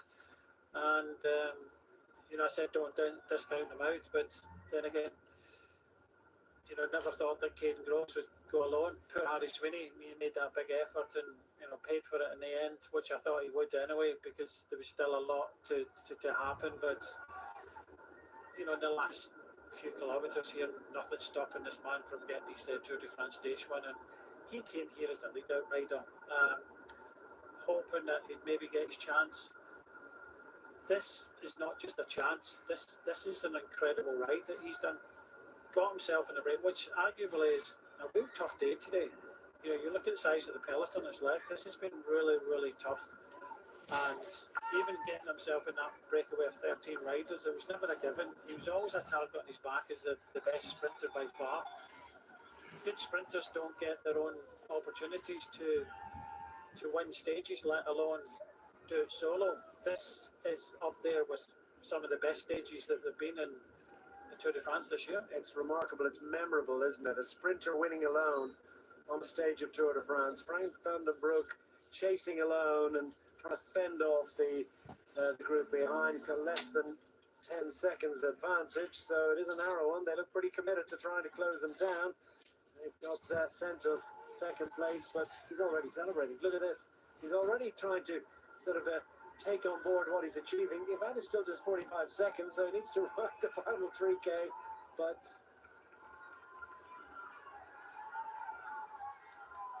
wow, what a moment for Caden Groves. Suitably pumped up by it. Caden Groves cruising to glory now. It's larger number throughout a wet day in the Jura. It's been a tough and demanding. Weather conditions changing, topography changing,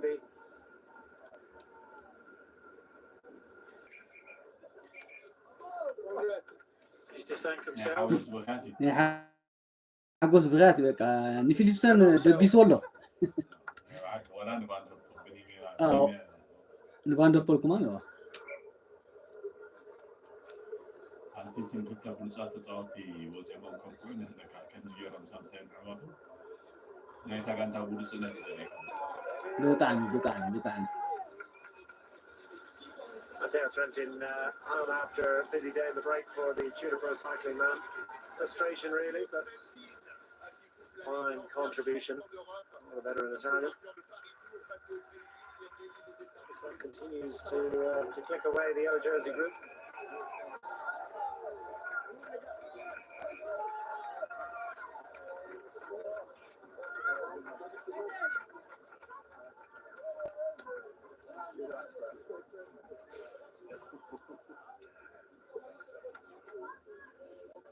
Harry Sweeney up to congratulate his fellow countrymen.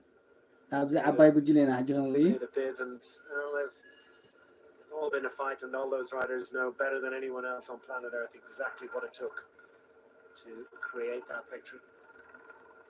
UAE Team Emirates squad have the honour of leading in the yellow jersey group. No great commitment to the pace group. They'll just cruise in, and O'Connor seemingly already at this point has accepted his fate. Brave battle.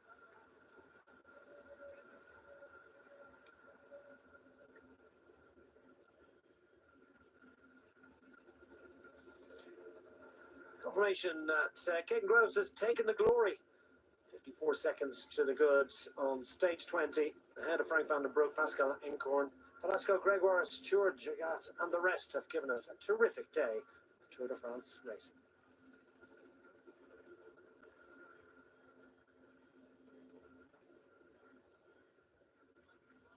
It'll be fascinating to get the reflections of your stage winner. 10, neatly bookended. Top 10 indeed by Australian riders. Ian Costu as well has given a fine account of himself over the last couple of days on behalf of Kevin Volkan and his teammates.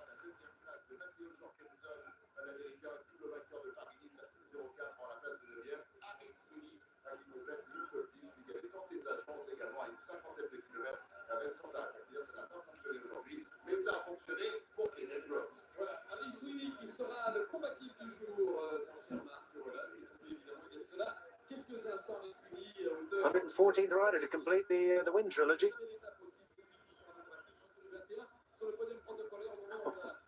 And you know, part of the emotion here has to be as well just sheer exhaustion. I mean, it was a long, hard day today, and they've had 3 tough weeks. You could see it. You could see it that he wasn't over celebrating. He was quite emotional in the end, and I just think thankful that he got over the line. And when his team came up, his team car came up, it was genuinely all the way to the line. He could have sat up a little bit and enjoyed it a little bit more. He was just absolutely exhausted. Sympathy there as well from Aurélien Paré-Poltre for his former teammate Ben O'Connor, who's going to slip out of the top 10. He's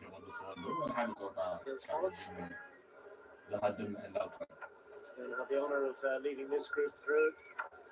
Relatively relaxed day for Tony Pogacar in as much as any stage that at this much rain, subscribe, like, relaxed. It was certainly an intense first couple of hours for the GC contenders, but no contest between them.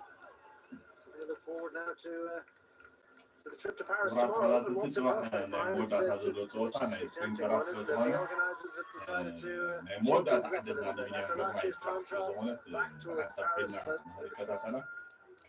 I don't know what's in prospect. Really, because it's the formula to the final stage. The Champs-Élysées, but I don't know Still don't know how it's going to play out.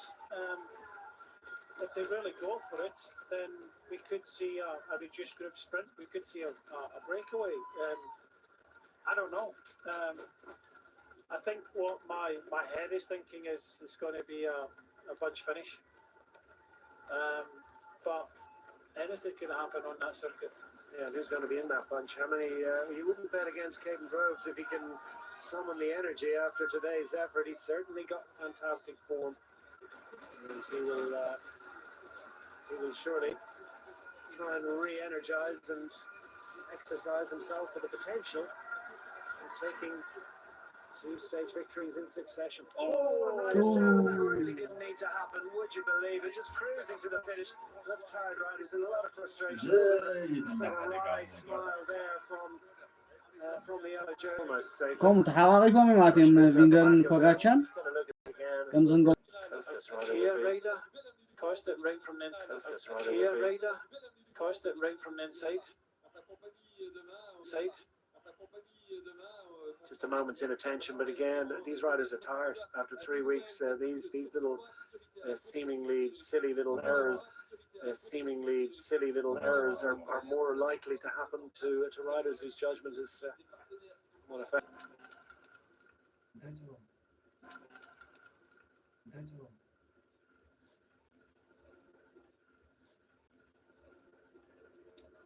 Pascal Incorn, top 3 for top 3 for him on the day. Busy day. Let's hear from him. It's 3 weeks long, non-stop attacking, and I don't know. We just kept going, and and then I think Jake was pulling because we had scat racing, and it was hard changing weather conditions, and I think everybody's just tired and happy that we are in Paris tomorrow. How crucial was that crash? How crucial was that crash in the final for the outcome? Yeah, I think it's quite crucial because showed they were one of the strongest in the climb and yeah, it would change the race a lot. But yeah, that's also part of racing. No, it's not a win, Pascal, but can you be happy with the third place? Yeah, for sure. I wasn't strong enough to win, so then you have to be happy. And I gave everything, and I think I did. My last attack was good, so on a good moment. So good job today, Pascal. It's a long line, so it's not heaving with fans that's going to do it, unmanageable. Over de day heb ik mijn windjas genomen, jongen. Het is dus toch koud.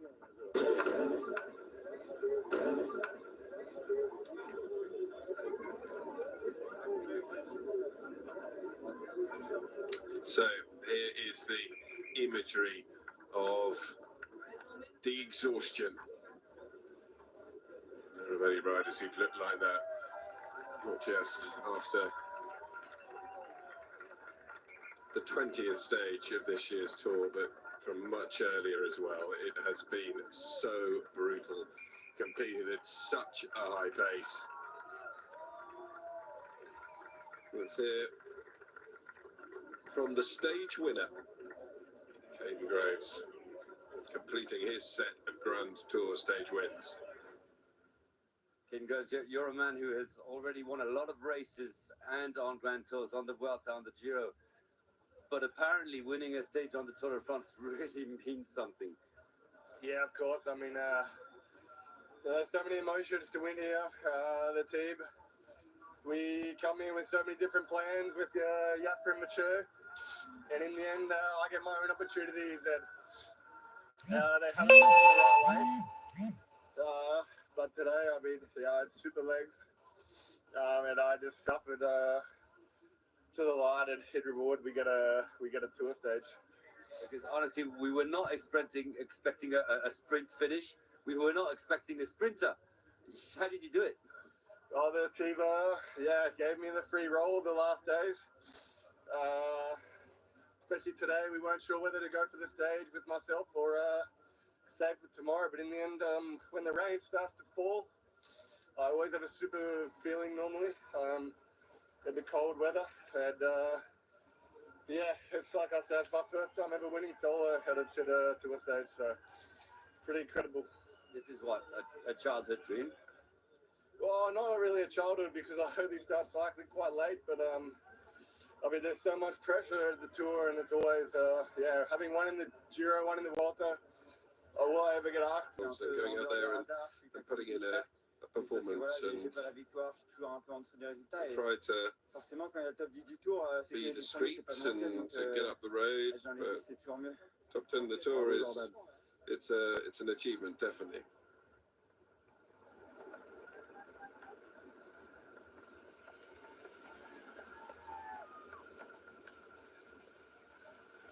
There we can see when it happened with 28 kilometres to go, and Bernard Connor, who was trying desperately hard to bring the group back in, realised he was done, and so Giga out in front.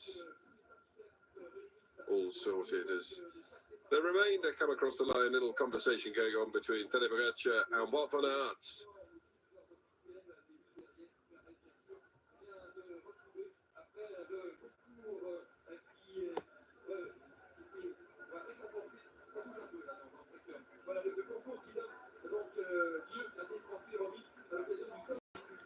All smiles as they come across the line in Pontarlier.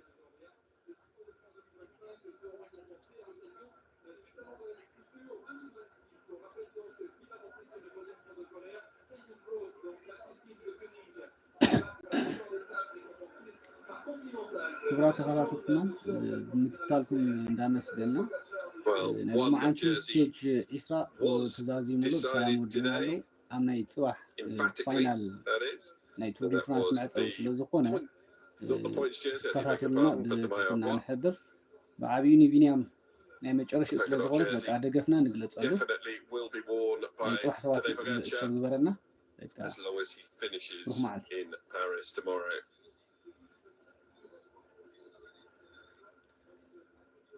Harry Sweeney picks up the combativity award.